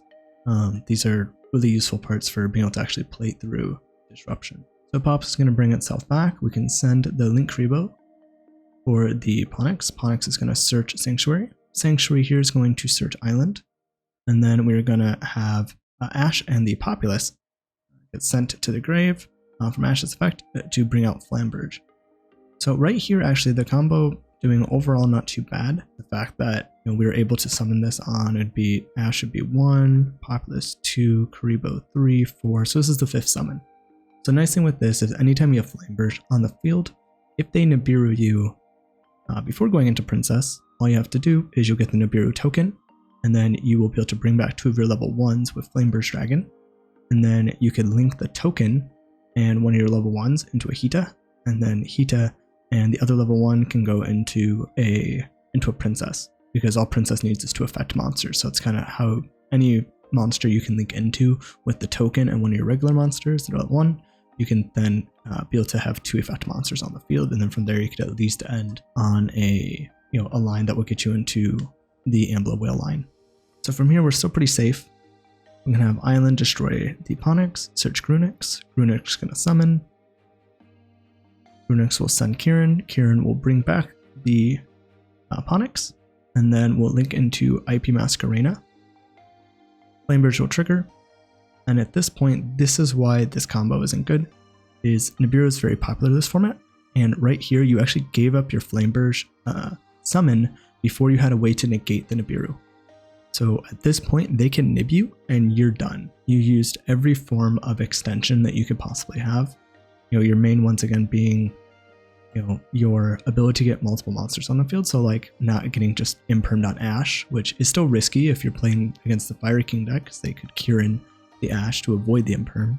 So it's not a guarantee just imperming Ash to stop them is going to work. There are kind of like levels of extension that you can play through, and with this you've used your ability to go to Flamberge, use the Flamberge summon back, use the original, and you even use the Fire King extensions with Island to get to other plays as well. So at this point, if you get nibbed here, your board's completely wiped, and you probably have no way to extend, really, just due to the fact that like you've pushed with everything you have already. So I think it's important to realize this when going through combos. So even though this looks really nice, it does have a major weakness. So here we'll go Princess. Princess summon back Flamberge. Flamberge can now put the IP into Spell Trap Zone, which is nice because now you have that as an interruption on the opponent's turn to bring back the IP. Then we'll go, we'll link our Princess and our Ash away into the Sunlight Wolf. We can then tribute the level 1 we have on the field for Ponix and get Link Karibo, and this will then let us add back because of the Sunlight Wolf. So here we get our Kirin back, so now we have Fire King lines. We can then link the Sunlight Wolf and Link Karibo, because those are 2 cybers of different attributes, into Decode Talker Heatsoul. Heatsoul can now draw us a card, and we have our Imperm. So now at this point we have a really nice board here with a lot of interruption. It's pretty layered. So we happen, you got to realize that we only used 1 card in hand, and we searched and drew 1. So we have 6 cards in hand right now, and we then also have the fact that we have Princess in the grave. We have a draw off Heatsoul to potentially draw into more hand traps. Obviously, we would have set this last turn if we were trying to properly play it. You have the Flamberge Dragon to bring back the IP that can go into an SP. We have the Flamberge being sent to grave for follow-up, so that can get you Ponix and Ash, which can get you multiple searches, which is really good. So that's going to give you a ton of follow-up as well. You know, if you need to, you can, or start of the battle phase, you can bring Linkaribo out before any attack declarations are declared to be able to stop an attack from like beating over an SP or an Apollousa if you're to go into that. So you have a lot of really nice plays that you can make. So kind of show how some of these interruptions can work. Now, these are not necessarily ideal interruptions. I'm just trying to push through all the interruptions. You can see how much support it actually has. Now, one thing I do a little later, which still makes it okay at this point, but you'd ideally probably want to use Heatsoul at the draw phase to draw a card to play around Droll. So that way you don't get stuck by drawing and then not being able to get your follow-up from especially Flamberge, the extra draw. So I'm going to summon the Ash and use its effect on summon. I'm going to use IP, or the Flamberge, to bring back the IP, and I'm also going to destroy the Flamberge. So this will get multiple triggers happening onto the field. So they're going to be able to trigger the Populace. I'm going to trigger the Garunix, or the Flamberge to summon, and then the Garunix to summon. I'm actually chain blocking the Garunix summon here. So now Populace is going to trigger. Now all of ours are going to trigger. We have I'm pulling a lot of triggers right now that are happening. So, you know, Populace is going to add the original for them to extend. Then I'm using the Garunix to chainlink 2, chainlink 3 for Ash to summon, chainlink 4 for the Ponix to summon. And then I'm also going to activate the Princess Engrave. I'm going to get rid of the Populace. And I'm going to also link off IP Masquerena in one of my monsters, so that way I don't get locked under the fire lock from Princess. And then I could also link off the Linkaribo to have protection. Okay, so now we have our new changes that are happening. So SP is going to banish the Populace. Then we're going to, so that way it can't come back when going to the grave. And then what we're going to do is we're going to have Arvata be chainlink 1 and the Kirin be chainlink 2. This is important because of how clogged up my zones are. I have to actually be able to destroy one of my monsters to actually make room for the summon. So we're bringing back the Arvata off Kirin, and then we're going to destroy our own Princess. And that allows me then to have room to bring back the Kirin off the Arvata special summon from it being destroyed. And then we're also no longer fire locked. So if I needed to do more summons, if I could, I would have that option, and Princess is in the grave for next turn. So from here, you know, you still have your 2 level 8 Fire Kings. So you could go for another board wipe. You have the Arvata negate that can destroy a fire and get follow up. You know, plus we ended up drawing and searching so many cards off of this, so there'd be 4 more cards in hand on top of what we already have. And you know, luckily I was able to chain the Heatsoul with all the other searches that were all happening all in one chain. That way, you know, even if they drolled at this point, I already had everything. So, but again, it's still better to use Heatsoul in the draw phase. So that's kind of, you know, the extent that this combo can pull off. It has so much disruption that it can use to interrupt your opponent, and it's very layered. So, you know, a single board breaker generally isn't enough. You have to pair multiples, and you can even make different boards that play around different board breakers, which also makes it hard. And we'll kind of see this as we go through more combos. All right, so this line that I'm showing right here is just like a different like variation you can do out the previous line. It's the exact same combo, surrendering on the same board with the Heatsoul. And what I wanted to show with this one is that instead of going into SP, you could also go into an Apollousa as an option. And I think you have to be really careful with this, because with Apollousa, especially because you're going to be triggering IP in the main phase to link summon, you're going to run into an issue if they have talents that could steal the Apollousa. So that's one thing I think that's nice with SP, is that, you know, you can summon this during the draw phase or standby phase, so that way you're not able to really have this on field. And then the first effect you can use is IP to be able to link away into an SP. You'll get your banish off the SP summon, and if they try to chain a talents from there, you can end up just banishing your targets, especially if you only have 2 on field at that point, to be able to make it so the take effect fizzles. So that could be something that's nice, and you still have plays you can potentially make to kind of live through that turn. Where with the Apollousa, you do kind of play into talents more, so that's one thing to keep in mind. We'll have them kind of play through. So in this one, I did it correctly by using Heatsoul in the draw phase. So we're doing to a second hand trap. Unfortunately, these don't do anything right now since we have a board. All right, so they're going to go Ash. We're going to activate the Flamberge. We're still doing this in the main phase, but that's okay. I'm going to destroy the Flamberge, summon the SP. And we could still trigger on the resolution of the search effect to go into IP here before they activate anything, since this is a quick effect. So it's still not a big deal if you wait to activate this in the main phase. So now we're going to have our triggers go off. So we have the Garunix being triggered to summon because we destroyed Flamberge. Then we also had the Flamberge that's going to trigger to summon back as well. Now they're also going to have their Populace set triggers from being added to hand, and then I'm going to trigger the IP to be able to make a play as well. So in this one, we're going into the Apollousa, summon back our monsters. So now from here, we can just easily negate a lot of their effects. And we get a bunch of follow-up. So here we have Populace is going to add probably the original for them. Then we're going to chain Garunix to destroy, Snake Eye Ash to add, which can even add itself, follow-up, and then Ponix to add for follow-up as well. And then we have the Princess triggering in the grave to destroy one of their monsters, since the monster special summon in one of ours.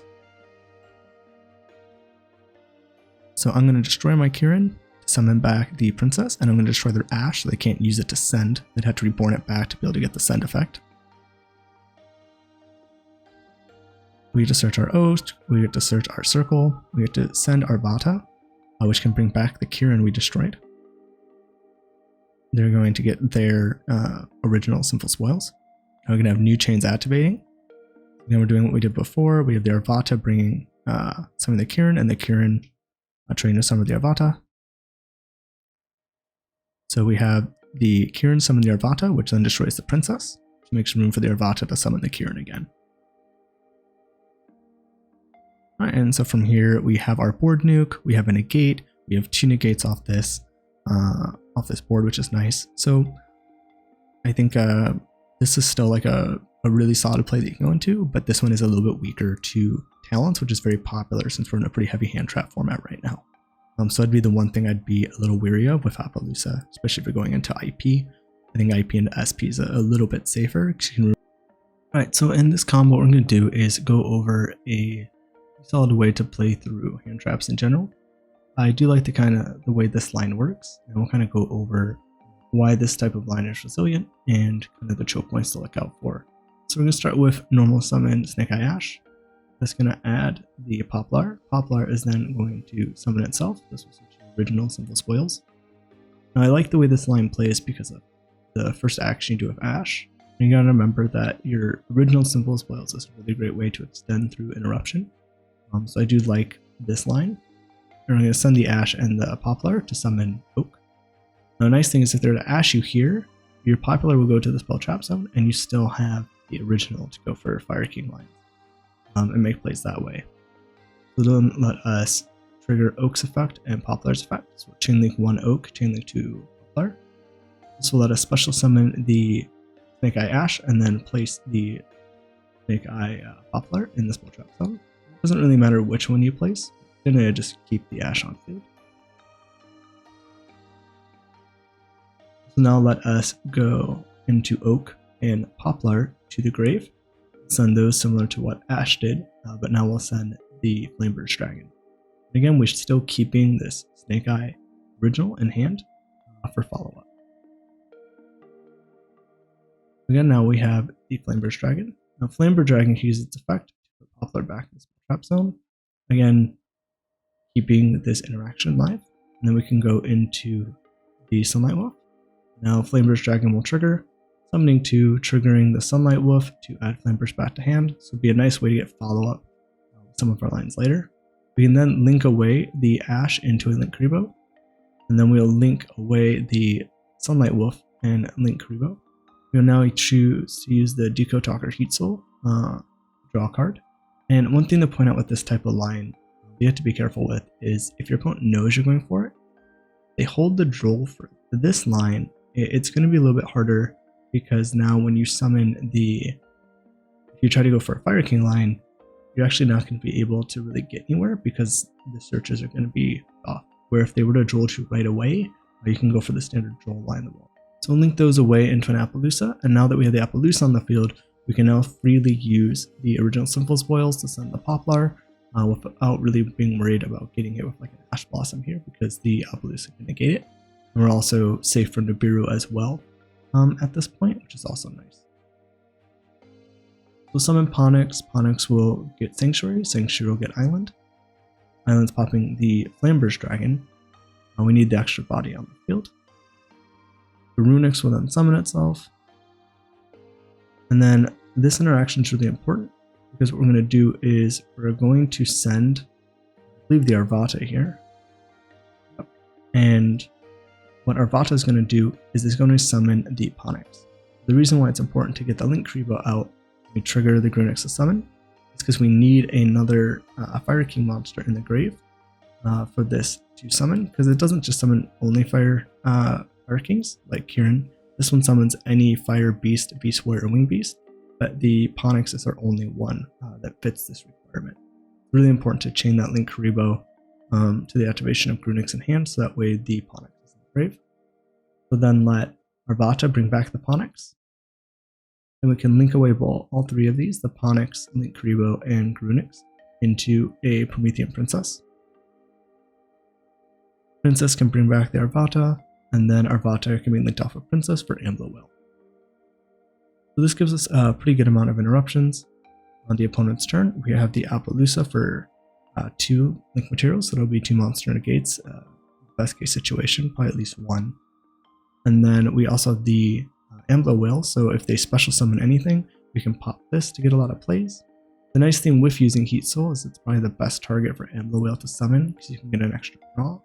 And if something's popped, we have the Garunix engraved to trigger, that could destroy and special summon back other monsters. So kind of show how some of these interactions can play out, and plus we have the extra draw from Heatsoul, and this was off 1 card, so right now we actually have 5 cards in hand.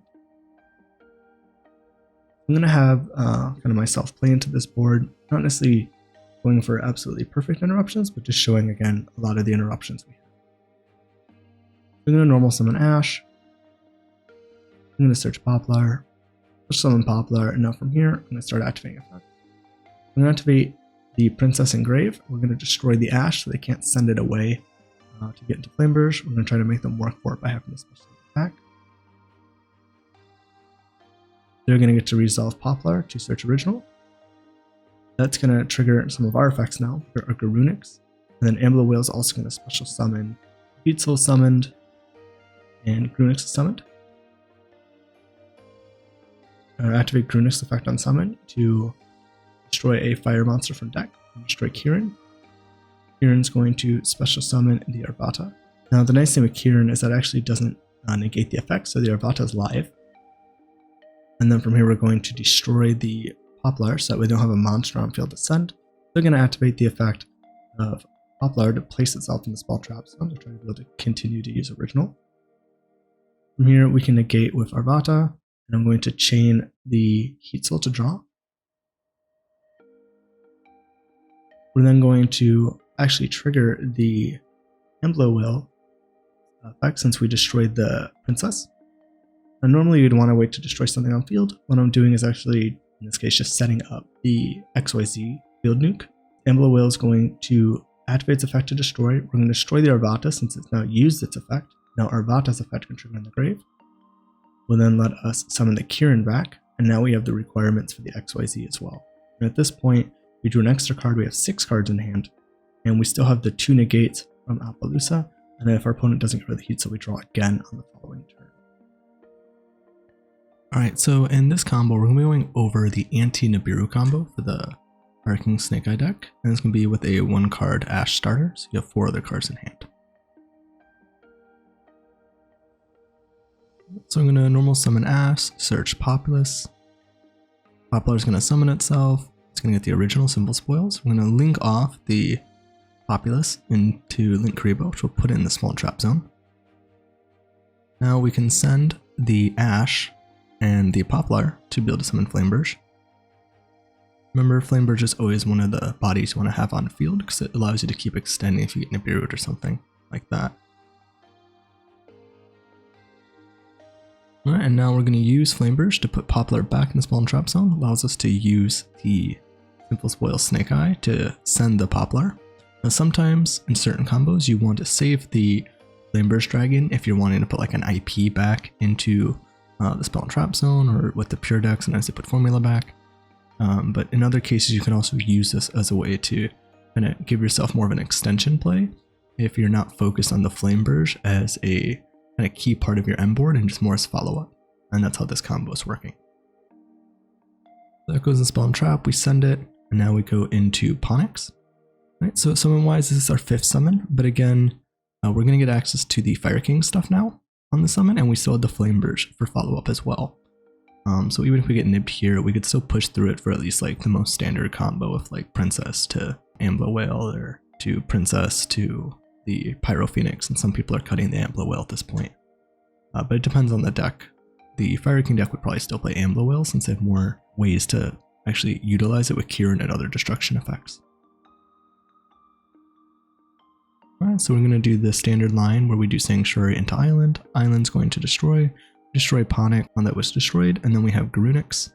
Garunix will summon itself, and in this case we're going to actually destroy Arvata. So some lines will destroy Kirin to do the Sanctuary Garunix line, but other lines you might want to destroy Arvata because there's ways to actually summon the Arvata back and use that as an interrupt as well. So we're going to be able to destroy the Arvata summoning the Ponix back, which is nice because it gives us an extra body. Now we're going to link all 3 of these away into our link 3 Princess.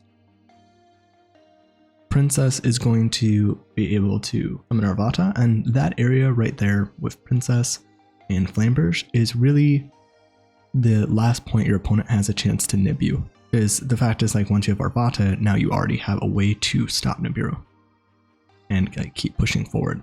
Because you could destroy the Flamberge and get multiple bodies. You know, and at the very least end on like Amblowhale towards Zelantis. There's different lines you can do depending on what you want to play around.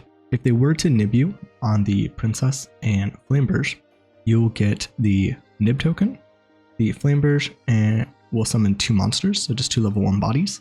And from there, all you would need to follow up is a second Princess. So I think to really properly play the deck, it's important to make sure you have a second Princess to make these lines push if you do get nibbed early. Otherwise, you are going to have a mediocre board because you'll just have bodies. You won't really have much of an actual play. I would definitely recommend playing the second Princess for all these lines. I think, unfortunately, that's pretty much mandatory now. Where I think originally when we were looking at the list, kind of as a community, it was, I think, more seen as optional in the very beginning.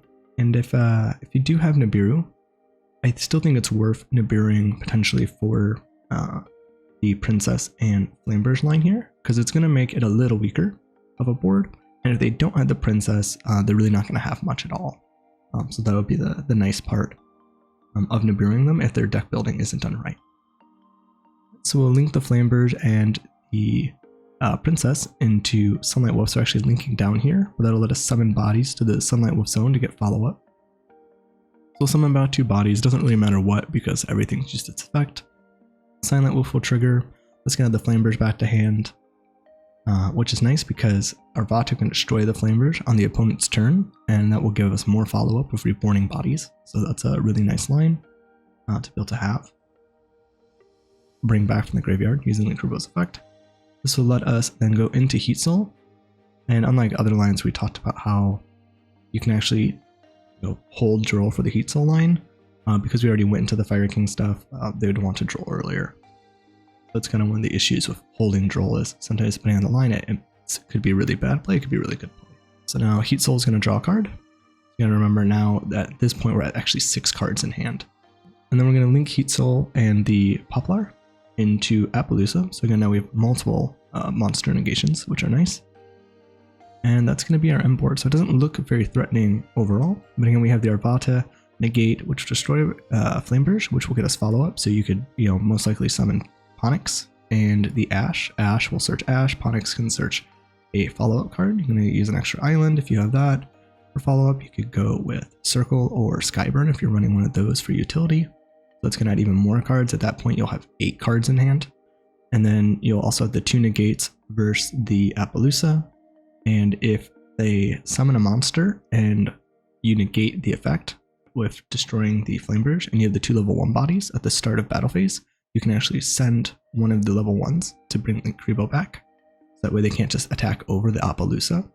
You just gotta remember you have to do it before they actually do a attack declaration, because otherwise when you bring back the Linkuriboh, it's gonna be too late to use Linkuriboh's effect because the attack's already declared.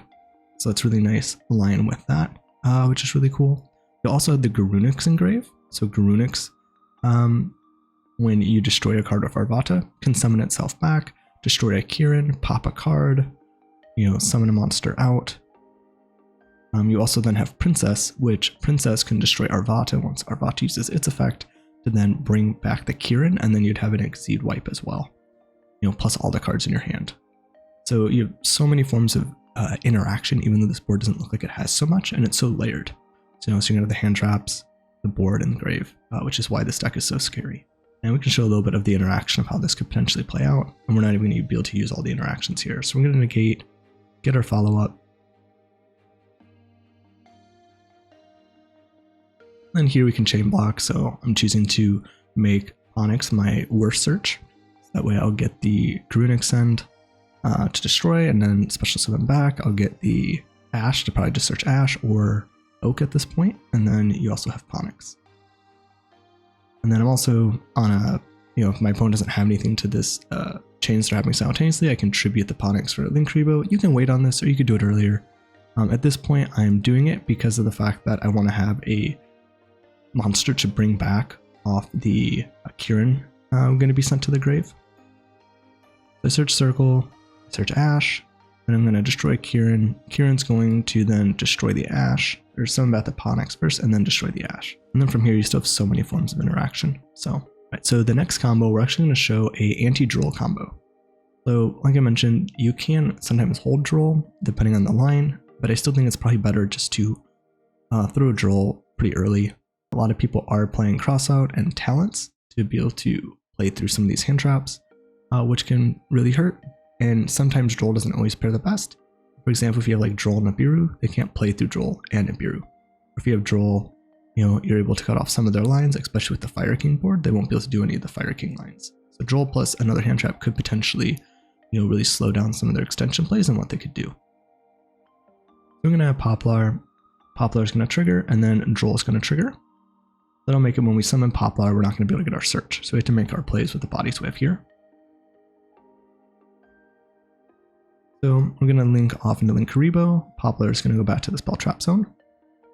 Then we're going to use the Ash to send the Poplar. That's going to summon Flame or Oak. Oak is going to bring back the Ash, and then Oak is going to send the Linkuriboh and the Flamberge. Now this is important because you want to pretty much be able to have Flamberge and any level 1 fire to be able to make your end board. So I'm going to link those away into IP Masquerena. That's one of the reasons why it's important not to just go Linkuriboh and Flamberge on field. That's why we use the Oak to be able to kind of end on that non-link monsters to go into IP Masquerena. So we'll have Flamberge trigger to summon back. We can link 2 of those off into Princess. Princess can then bring back Flamberge, and this is why you can get nibbed here before they actually get to the Flamberge back on the field. Flamberge can put the IP back into the spell trap zone, and then we can link off the Princess and the Oak into the Amblowhale. So one thing with this board is that it does lose to Super Poly. So one thing you could do to play around Super Poly with this is go into World Z Zelantis with the Amblowhale, because now they can't just Super Poly into Mud Dragon here. Now Super Poly doesn't end the turn generally. You're still going to have other plays potentially with your hand traps and different things you can do. But for this line, after getting hit with an effect with a Droll and Lockbird, so they could still Mud Dragon you here, and that would hurt for this line, especially since they Droll and Lockbird you, just because of the fact that the Flamberge and Amblowhale will get linked away as probably the priority action in the draw phase. So that would make it a little bit harder. If they don't and they let you actually get the IP out, that's going to make your board quite a bit better. So what they can do is if they do it as their priority action, they'll be able to summon Mud Dragon, you know, they can make it where they can make the Mud Dragon fire, so you can't target fires, or they can make it their attribute, so you can't target any of theirs if they're playing like a mono attribute deck. And that's going to make it harder to play through a Droll and Lockbird. So even here, Super Poly is not going to be the best because you'll get at least follow-up off of bringing back Ponix. Or in this case, no Ponix, but we get follow-off bringing up Ash, you know, an Oak, which can then summon Populous. So you have a lot of bodies in defense. And if there ever is a point in which they get rid of the Mud Dragon, you still have the Princess live as well. And then you're also going to have 4 cards in hand. So even with this, you're going to have a lot of follow-up to play for the next turn. You can see here, even if they try to do something, you know, we can bring out IP. You can search for Populous. Poplar will summon itself, switching between the 2 names. Poplar will trigger. We can trigger the Princess here, targeting the Ash and the Amblowhale. We can get IP off the board and link into, you know, a link monster before we're locked. I'm going to go into SP. We're going to destroy, bring back the Princess. They're going to have the original. Now we can have other triggers that are happening.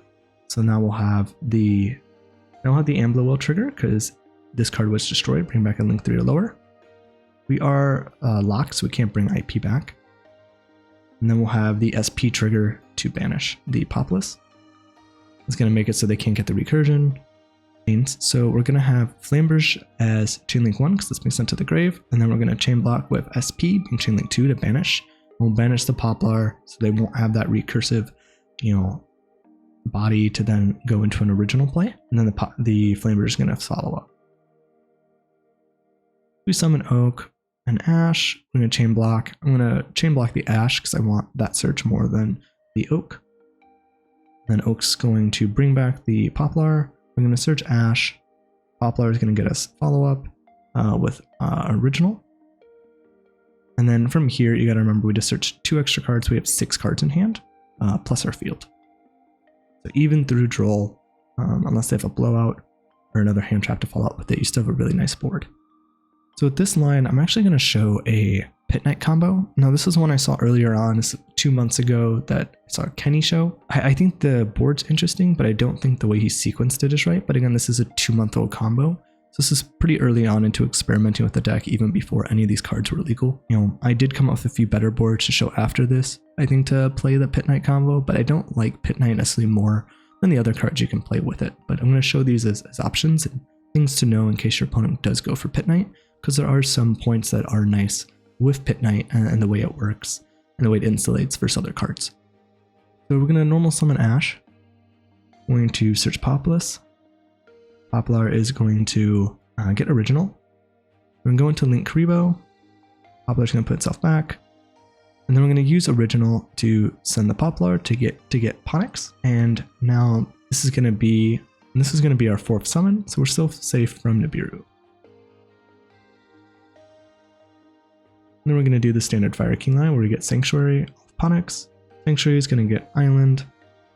And then what we want to do with this line is we want to actually, instead of destroying Ponix, we want to go into the Pitknight. And the reason why I don't like this line is Pitknight helps you play through Nibiru, because once you destroy it, if you get Nibiru'd after this point, you'll still have at least the fire monster on field, and you're going to have that to kind of help with Princess and have some follow-up with Garunix and stuff in grave. But if you get nibbed here at this point, I don't see how you push through it, because generally the way you're playing through Nib is by keeping Flamberge on the field. So even though this is supposed to be like a way to insulate versus Nibiru, I think this is a major choking point of being nibbed here, and it just doesn't do enough. But we'll show the end board of what this does end on, and then I'll show some plays that I think do a better job of setting up this combo. So we're going to destroy the Pitknight, get Garunix. Garunix is going to summon itself. Garunix will destroy. I'm going to destroy the Kirin. Kirin's going to bring back the Ponix. We'll link away the Garunix and the Ash into a Sunlight Wolf. And we're going to end up sending the Ponix away for the Link Karibo and Grave. It's going to trigger the Sunlight Wolf that's going to get our Kirin back. So that'll be a nice way to be able to get the board white, as well as having this for, you know, destroying cards and triggering Garunix. We'll link both those away into a Princess. Princess is going to bring back a Poplar. It doesn't really matter what, because we're just using it as a link body. And then we go into Amblowhale. And this is our M board here. So we're going to still have 4 other cards in hand with the Kirin, so it'll be 5 total. And then during the end phase, we're going to have the early comeback. So if you do summon a monster into the early slot that can activate its effect, you can use this to negate cards. Only going to work on ignition effects, cards your opponent has to activate. Trigger effects will be too late for this card to trigger. So all you have to do is target an effect monster your opponent controls. When a monster this card points to activates its effect. And then until the end of this turn, you can change the attack to 0, negate its effects. It's going to be nice to stop your opponent from attacking over stuff, so you can potentially get somewhat of a negate there. You do have the Amblowhale, which when destroyed by the princess can bring back different cards. So in this case, we can bring back Sunlight Wolf, potentially summon it to the zone here. That'll make it so that way if they summon into the other link zone, you can get more recursion, which could be useful. We have the Garunix, so when something's destroyed, we can, send an Arvata to bring back Kirin, or we could just send Kirin to destroy a card, and then bring back like Ponix for follow-up, and then the Ponix can be attributed for Linkribo to stop an attack. So there's different lines, and this board still has pretty good resilience, but I do think it's weak to Nibiru, and I'm going to show a few different lines you could play through with still summoning the Pitknight. Alright, so I have two different lines that kind of end on different boards, but the lines are very similar. So we'll start with the first line to kind of show how I think you can better play through Nibiru while still wanting to go for the Pitknight line. So we're going to go Ash into Poplar. Poplar will summon itself. I'm going to search original. We're going to use Ash to make Oak. This will let us chain block Oak. This is using a similar approach to the line we did earlier. And this is one of the lines I like a lot because of how it works and keeps the Sinful spoils as a way to like kind of push through interruption. Will trigger and Oak will trigger. So we're going to use Oak as chainlink 1. And then Poplar is chainlink 2. Oak will summon out the Ash, Poplar will place itself. In either case, it doesn't matter what you do because they're all going to be sent away at some point. Usually that's kind of just the way I go about it. Then we're going to use the Oak and the Populace to go into Flamberge. So even if they Ash you here to stop the Flamberge from coming out, you could still use Sinful Spoils, send your Ash, and go for Ponix, and start setting up your Fire King line as well. So because I'm not planning to use the Flamberge this turn to be able to get any like interruption with the board through like an IP or something, I'm going to use it as an extension piece to be able to keep my board up through the Sinful Spoils. So that way if they Ash me here, I still have my two monsters I could just link climb normally.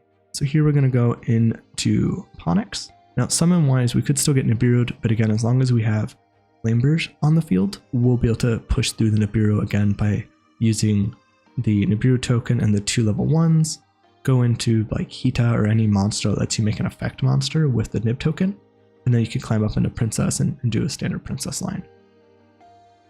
Alright, Ponix will search Sanctuary. Sanctuary will get to the island. Then we will link away Ponix into Linkribo, and then Linkribo and Ash into early. And then from here, we can destroy the early. So this will give us a fire body on field follow up during the end phase, which is nice. And then we again still have the Flamberge on field. So the Flamberge is really the way you're playing through getting like a board wipe like Nibiru or something at this point. Then we have the Garunix being searched. Garunix will summon itself. For this line, instead of destroying Kirin, I'm actually going to get the Arvata. Actually, this line, I want to have the Arvata negate on field. So this will let us get back to Ponix. Or we'll link away into Sunlight Wolf using Garunix and the Flamberge Dragon. Flamberge is going to activate, summoning 2 bodies. Doesn't matter what, just because everything used its effect. But we want to summon 1 to the link zone. Even if you don't, you could still bring back the Linkribo into the zone, but I just want to trigger it here. And then this would let us get back a Flamberge Dragon to hand. Now at this point, we could get nipped, and it wouldn't be great because of the fact that we don't have the Flamberge on field to push through for Princess. And what you could do is you can make a safer board here. So what you could do here is, if you wanted to make maybe a different play, is you could just link all 3 of these away for Princess, and that'll keep Princess on field. And if you have a second Princess, you could still play through it, but you won't have as much resilience with this combo because you're linking this away, which is one of the things I don't like. But for this line, I'm just kind of showing something a little bit more optimal, but you could do that to make this line a little safer if you still want to end on the Pitknight and maybe an Amblowhale or World Z Zelantis, but it's still not going to be like necessarily the best line. Okay, so we're back to where we started. We're going to link away the Sunlight Wolf and the Oak for Princess. Princess is going to bring back the Arvata, so let us link away the Princess and the Poplar into Amblowhale. We can send away the Ponix for Linkribo, and then during the end phase, we will bring back the Pitknight early. Now, if you want to play around maybe Super Poly to an extent, you could go to Amblowhale into the World Z Zelantis, which maybe could be useful, but you're still going to have 2 fires on field with this, so this always is going to play into Super Poly to an extent, because of the Pitknight. But you do get the negate with Pitknight if you negate another monster with Arvata. So that's kind of a nice line here. You'll be able to destroy the Flamberge for more follow-up, stop an attack declaration, pop the Amblowhale for Phoenix, and get back Sunlight Wolf again. So I think this line is a little better for Pitknight, but I don't like that it still has that kind of Nibiru choke point to an extent. Because if you get hit with the Nibiru, your best board is probably going to be, Pitknight during the end phase, have the Nibiru token. You're pretty much just relying on Princess at that point. Unfortunately, that's just not very good. Alright, so next I'm going to show the other kind of way you can end your board if you want to go for the Pitknight line. And what I'll do is I'll just fast forward through part of this so we get to the point where it varies.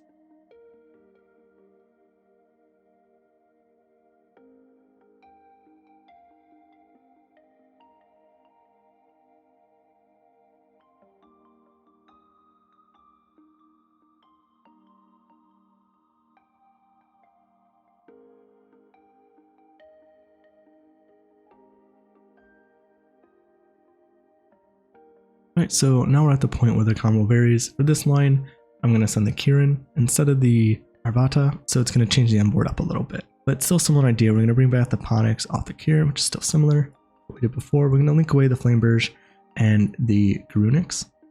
It's going to get us the Sunlight Wolf. Sunlight Wolf is going to trigger once the Flamberge summons back 2 bodies to its zone. That'll get us back the Kirin, so this gives us a line for the board wipe play with the Kirin. We're going to link away the Sunlight Wolf and the Ash into Princess. And then Princess is going to get the Flamberge. In this line, we're actually using the Flamberge as an interruption. We're going to link away Oak and Princess into Amblowhale. And then we have the Pitknight early coming back to the Flamberge line. So with this line, it's not as strong overall. The Arvata is probably a little bit of a better overall negate. But one thing I like with this line is that you do have the pop off the Kirin and you have multiple fires, so they're not going to clear away all your fires. You'll still be able to trigger the Garunix to be able to send a Kirin. You'll be able to have the Princess Engrave, the Pitknight early can negate. And one thing that could be nice in this is in a mirror match, you could actually use Flamberge to steal the Poplar when it goes back to the spell and trap zone, so they don't have it as a send target.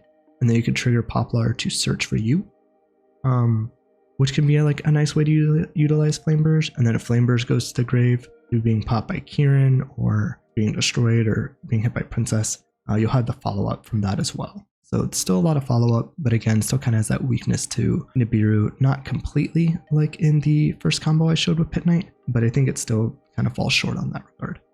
So I just want to show what happens to the combo when you do get nibbed. I'm going to fast forward to that point so you can kind of see the weakness if you try to kind of overextend. Alright, so we're at the point where if you try to do the overextending play with Pitknight into Nibiru, this is a point where you'll probably get nibbed and you're not going to really be able to push through it. So then wipe your board, you're going to have this token that is high attack, but they can attack over to defense with the Nibiru. And the only thing really you have going for you right now is that the Pitknight early is going to come back and you have Garunix Engrave. So if we go to the end phase, this will kind of pretty much be your end board.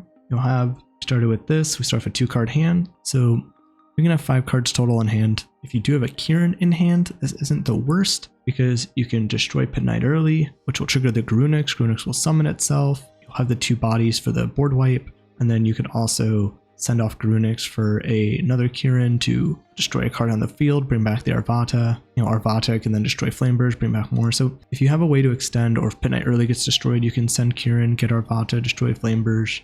Flamberge triggers, summons multiple bodies, gets follow-up. It's not a complete blowout, but it's pretty easy to play around because all they got to do is not destroy Pitknight early, or hope you don't have a Kirin to destroy it. This doesn't leave you with a lot of resources when you do the kind of overextension play. And then I'll show you what can happen if you do a little bit more of a conservative line with this. All right, so this is going to be a little bit more of the conservative line. We'll fast forward to this point as well.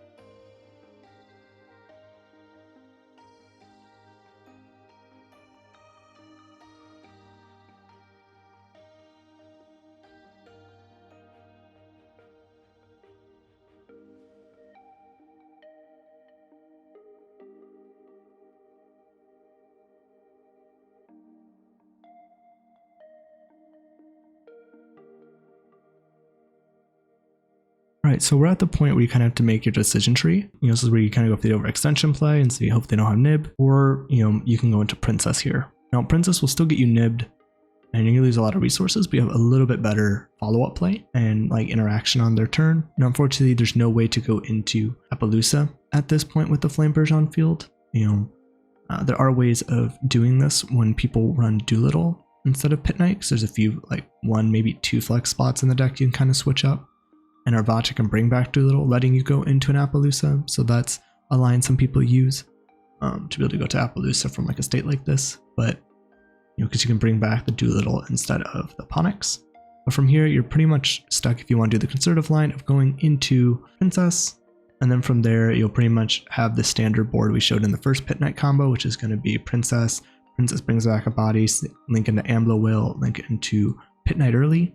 And then from there, if you want to play through Super Poly, you can link the Amblowhale away into the World's Zelantis. So that way you don't get Super Polyed and you still have the Fire on board, which will also come back during the end phase when destroyed by Princess. Then you still have all the Garunix triggers and everything else. But we won't have as much follow-up with this board, unfortunately. So that's just one thing to keep in mind and to consider. If you were to go for this line and you think you're going to get nibbed and you want to do Princess, it might be better to go for Kirin, because what can happen is that you get nibbed, and we'll kind of show what happens.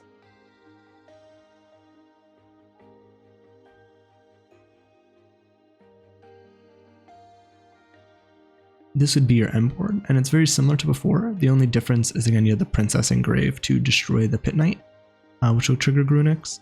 Now, what I might want to consider if I want more interaction, and I think I'm going to get nibbed, I think it might be better to do the Kirin line, because what can happen is if you Princess, destroy this, destroy their card, summon Princess onto the field, you'll have Princess, and then Garunix will trigger summoning Garunix.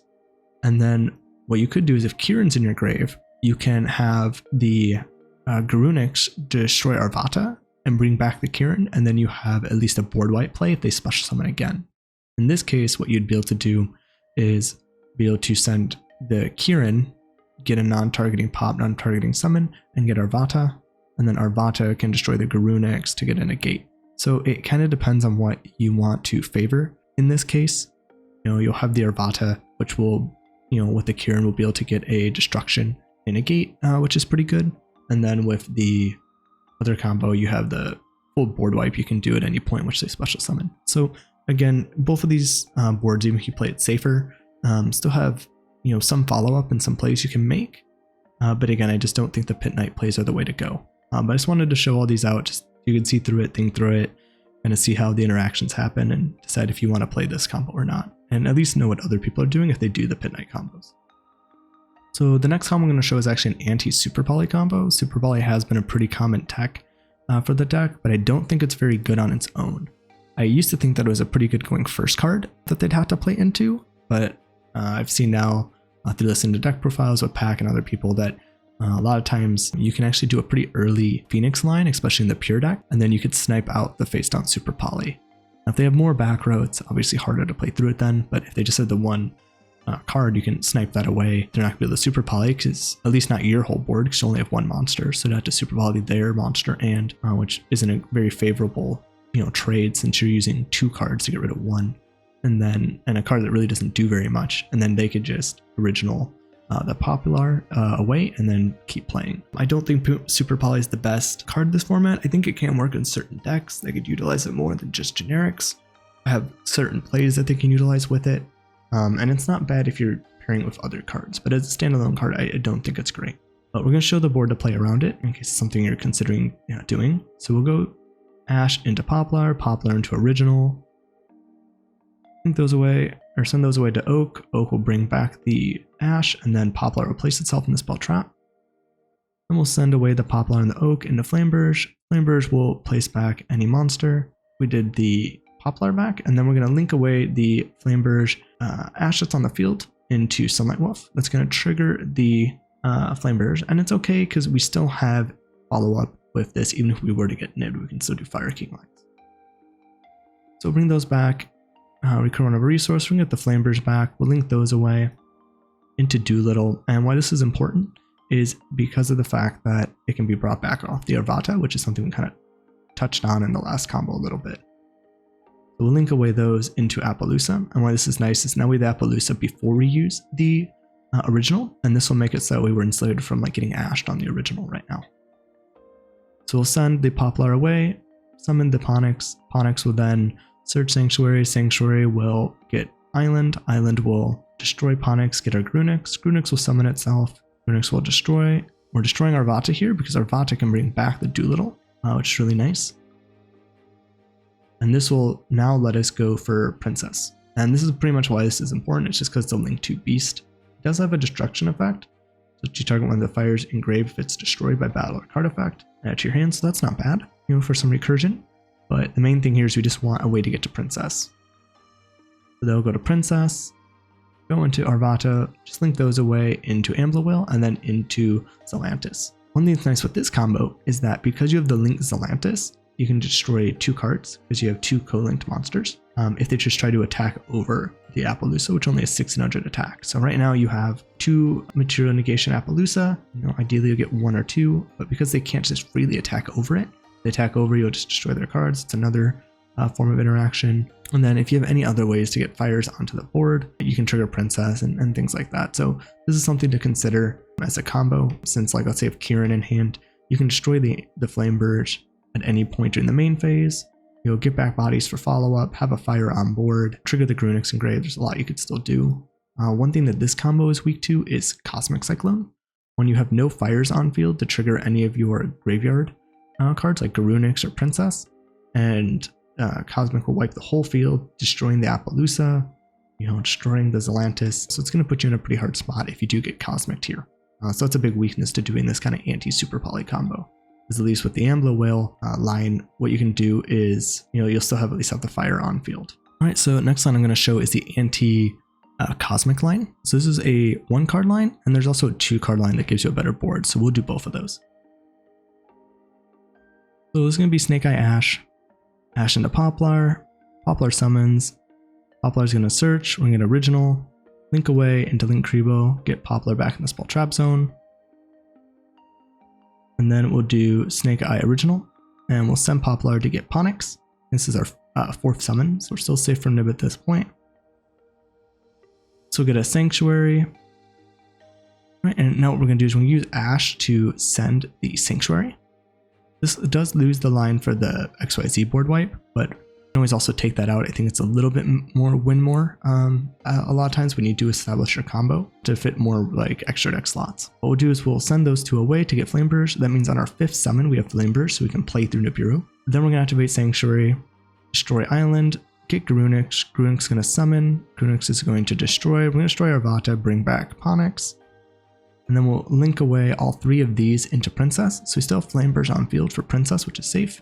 So we have to get nibbed here, because otherwise we'll bring back the Arvata. And I'm also going to show what happens if you get nibbed here to show the playthrough when you get nibbed with Flamberge on field. So bring back Arvata, bring back the Sunlight Wolf, and then we will bring these 2 out here.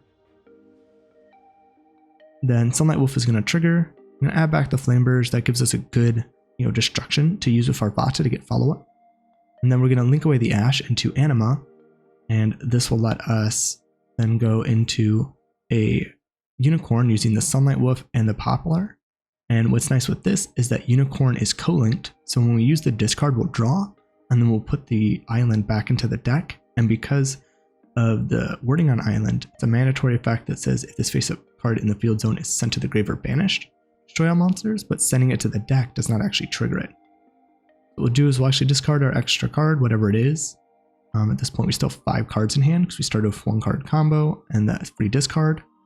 And then we still have the Flamberge we recurred back and the 3 other cards we had in hand. We'll put that back, and then that will actually draw us a new card. So right now we're still actually at 5 cards total. Now we can link away these into the Apollousa. So now we have the negate with Arvata, and we also have the Goddess negate, which is nice. And that's going to be our end board if we only have the 1-card combo. So at this point, even if they nib us, we can use Apollousa to negate, and then keep the Arvata negate for the opponent's turn. That way when we destroy the Flamberge, we'll be able to get the follow-up lines off Ponix and Snake Eye Ash. Again, we're going to have start with a 2-card hand, so we have 1 extra draw. We have the Flamberge for the Arvata, 3 unknown cards that are probably hand traps or more extension plays to make a bigger board. And then we have the two material Apollousa negate, and then we also have Princess Engrave. Okay, so this is going to be the 2-card combo anti-cosmic line, and all you really need is Ash and original or a way to original for this combo. We'll summon Ash. Ash gets hit with Poplar. Poplar summons itself. Poplar will be able to search the Divine Temples of Snake Eye field spell. So what's nice about this is that Poplar can search either of these, where Witch can only search the original. So that's why if you have wanted Witch or original, all you need to do is just be able to get to the Snake Eye. And I think it's important to figure out if those are going to go through before searching it. So you can either get the original if they negate anything, or you can get this if everything goes through. It's going to be very similar to before. Link off Poplar into Linkribo. Send the Poplar, get Ponix against its 4th summon. Get Sanctuary. Sanctuary gets Island.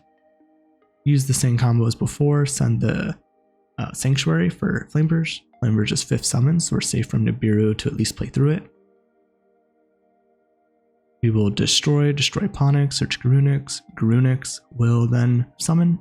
That will destroy Arvata. Arvata will bring back the Ponix. Link those away into a IP Masquerena using the Ponix and the Garunix. Link away Linkribo and IP Masquerena into a Solar Flames for Princess. And then we want to remember to be able to actually use Flamberge after we bring back the Arvata. So this will make it so that way we can set up the IP line, but we also have the Arvata to negate if they try to stop the Flamberge play. So now we can do IP, bring that back to the spell trap. Now we link away the Princess and the Flamberge to Sunlight Wolf. That's going to trigger out Flamberge to summon 2 back. That'll then trigger Sunlight Wolf to put the Garunix back in hand. The reason why we're putting Garunix's hand is it'll help play around Soul Release in case they try to banish our grave. And then we can also use that to destroy Arvata can destroy Garunix, putting it in grave for follow-up later. And then we're going to do the same thing we did before, link away one of the level 1s into Anima, so it's pointing up at the Unicorn line. Unicorn will then be linked into using Sunlight Wolf and the Ash. We will trigger the Unicorn, discard our random card, put back the island so we don't get our field wiped, draw an extra card, and then that's where we're going to link the Unicorn and the Anima into a Goddess. This will make it so Apollousa can stop any negations at this point, similar to before. But now, since we have the extra card, we can play the Divine Temple, and then Temple will set the Flamberge Dragon. So this is a pretty nice board here because we have 2 negates off the Apollousa, a destruction off the Arvata. We get to play around Soul Release some, since if it's the first card they activate, we'll still be able to keep Garunix Engrave and stuff for other destruction plays, which is nice. And then the moment they summon a monster, we can bring back the Flamberge, which then can bring back the IP Masquerena. That's a pretty nice line here to have as an extra form of interruption on the opponent's turn, which is cool. And then we still have the 3 other cards in hand, so we have a 5-card hand right now. Now I'm just going to show how some of these interruptions work. So they're going to activate the Ash, search Poplar. Poplar is going to trigger in hand. I'm going to use that to negate with Arvata, and then I'm going to use the Flamberge to bring back the IP. So I could still use the original here to be able to summon off, and then we're going to use the IP on the Snake Eye. That way when they summon their Oak, I'll have my SP triggering after. And then what I can do here is I can just banish the Ash so that way they don't get the target coming back. We still have 2 negates here.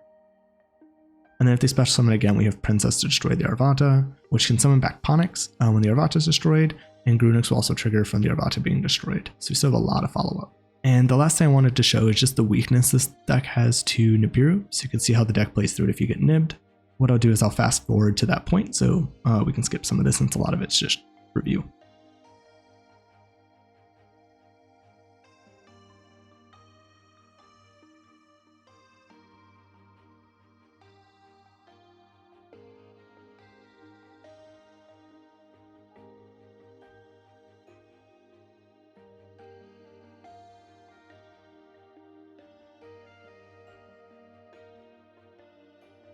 Okay, so we're at the point where the Nibiru can happen. So, like I said before, when you get hit with Nibiru on Flamberge, you'll get the bodies. I'm just going to show how you push through that. With this board specifically in the 2-card combo, you actually get to make a really good board still, even through Nibiru, which is pretty impressive. but you'll get at least the most basic line if you ever get Nibiru'd at a point where you have Flamberge on field. So I think it's good to Nibiru here just because they really need to have the second princess to be able to push through it. And if they don't in deck building, then that's going to hurt. But if they do, they're still going to make a pretty cool board here. So they're going to send, they get to place Nibiru and the token, which is something they could attack over at this point. We're going to get the Flamberge effect to be able to get, our 2 bodies. Now we can link away 2 of the bodies into Hita because we just need a way to be able to turn that Nibiru token into an effect monster that's worth 2 link materials. And so the Hita and the link 1 now can actually go into a princess. So now our second princess can summon, and because we didn't use princess, we can bring back a monster. Doesn't matter what we bring back since everything uses its effects. So then princess can bring back a monster. We didn't actually use Flamberge effect to put into the spell trap zone yet, so we could use that, putting IP in the spell trap, link those away into Amblowhale, and then from here we can actually use the Divine Temple, destroying the island. This will then cause the island to trigger as a mandatory effect to destroy our field. So Temple is going to actually place Flamberge in the spawn trap zone. Island will trigger its destruction effect to destroy the Amblowhale. Amblowhale's effect is going to trigger Engrave. That's going to let us summon back the Hita, so we have a fire on board. So it's actually a pretty cool field because even though we got nibbed, we have Hita. So if they special summon anything, we get to trigger Princess to destroy the Hita. We also have Garunix, so even if they just try to attack over the Hita, we get to add a card with Hita, so we can add Poplar to our hand to special summon it to get more searches. We could destroy Princess or destroy Hita with Princess, triggering Garunix. We can summon out the Flamberge, summon out the IP. So we have a lot of follow-up even through Nibiru if we have the 2-card line. So that's why it's important to run the double Princess. So this is going to be the Snake Eye Ash, Zelantis, Pyro Phoenix, OTK. Then I'm going to show you how it works. Now we're going to have our opponents normal summon Ash. We're going to pretend we hand trap them. We imperm them. They have no other plays. And we get to keep playing. So from here we're going to perform the whole combo with 1 card. And I'm going to show a way to do it a little differently to help play through hand traps. But there's a way you can do it in less summons. So they normal summon Ash. Nothing happens. We get our Ash. We get an imperm. We're going to normal summon Ash. Get Populous. That's going to be Poplar. Poplar is going to summon itself. That's going to get Original. Now what you could do from here is actually just link away the Poplar, put it back in the spell trap zone for a link Kribo, send it away to get the Flamberge Dragon, and you can still do the whole combo. But what I don't like about that, you play into hand traps more. With this, by doing the Ash line, you have a better chance of playing through hand traps, which is really nice. So we're actually going to send the Ash and the Ponix away, or Poplar away, because if they Ash you here, you can still original Poplar and go for Fire King lines. But in this case, now we get to have Oak and Poplar triggering.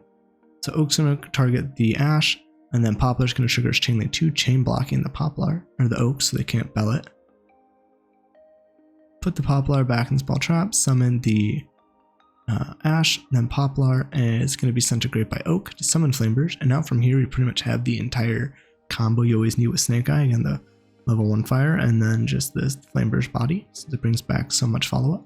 We use the Flamberge effect here. It's going to put the Poplar in the spell trap zone. This is nice because it actually lets us, again, play through disruption by having this as a backup plan while we sow the Flamberge on field to help play through Nib. I'm going to link away both of these into an IP Masquerena. It's going to then let us bring back 2 bodies. Again, we still have follow up even if we get nibbed or something here. So we can bring back Oak and Ash here. We're going to link away both IP and the Ash. That's going to make Princess that can't be destroyed by card effects, which is a nice little bonus. Princess is going to bring back when we have the Flamberge. Flamberge is going to be summoned, and then we're going to link into the Pyro Phoenix. We're going to link into Zelantis. Now remember, Flamberge already used its effect to be able to kind of have this follow-up line, so we can't just bring back the IP with this. You do want to play for more follow-up and better interactions to hand traps. Then we can make Pyro Phoenix with the Princess and Oak, and then link away the Pyro Phoenix into a Zelantis. This is nice because of how this interaction works. So what we can do is we can activate the World Sea Zelantis, which banishes the whole field. And then everything comes back. And because we're just special summoning, that's going to allow our Princess to trigger. Because Princess actually doesn't check on your opponent's special summoning. It says if a monster special summons your opponent's field. So we're actually forcing their card to come back, and we can or destroy it now, which is nice. So Flamberge comes back, Zelantis comes back, and now Princess triggers, destroying the Flamberge and the Ash. So it's 1 pop. And then from here, what we can do is do our attacks and do a bunch of damage. And again, during the battle phase, you have 2 pops since you are co-linked with these 2 right here.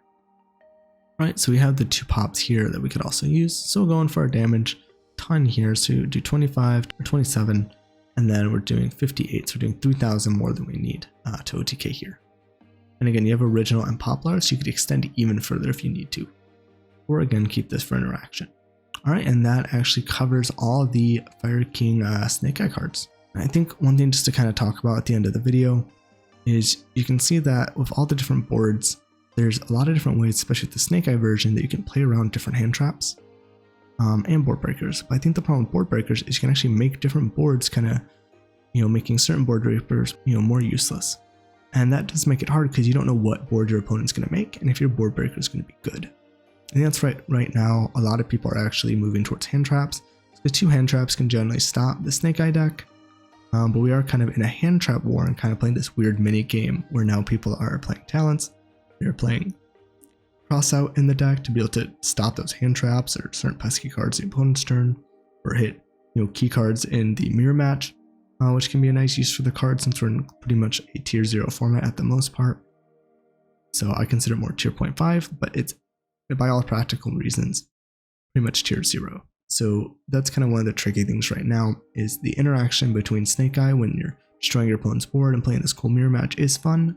When you're just hand trapping your opponent into the ground and then you try to play and they hand trap you back, and it's whoever can stick their plays first wins. I think that's why Pack has seen success using Black Witch and level 3 hand trap tuners to make Barone. It's a great card in simplified game state, and trying to find ways to win in simplified game states using Typhon to be able to, again, regain that game state, bounce a card, attack over something. It's going to be pretty hard for them to play into that if you're just constantly hand trapping them as well.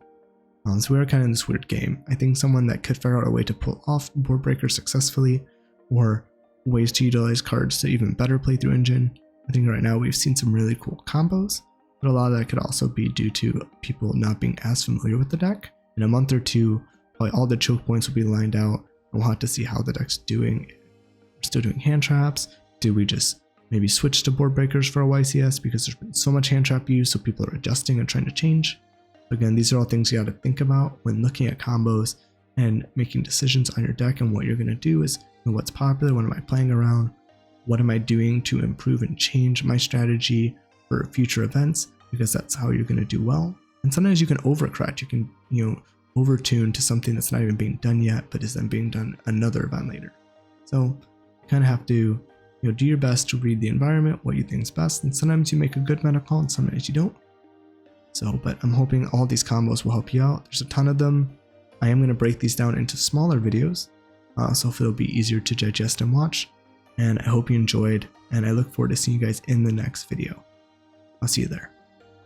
If you like the content I've been producing, either on my YouTube videos, the free guides I produce, to help learn the game, or the resource database I've been building up to especially help new players, consider becoming a patron to support the channel. Liking, subscribing, watching the YouTube videos already helps a lot. But if you're able to become a patron because it's something you're interested in, I have rewards below. You can check them out and join if you'd like. I have links on my website or on the YouTube description, which will link directly to the Patreon if you want to consider joining. All the tiers have a 7-day free trial, so you can try it out and kind of see what's up there, and if you like it and you want to continue. And if not, I totally understand, and I appreciate you checking it out.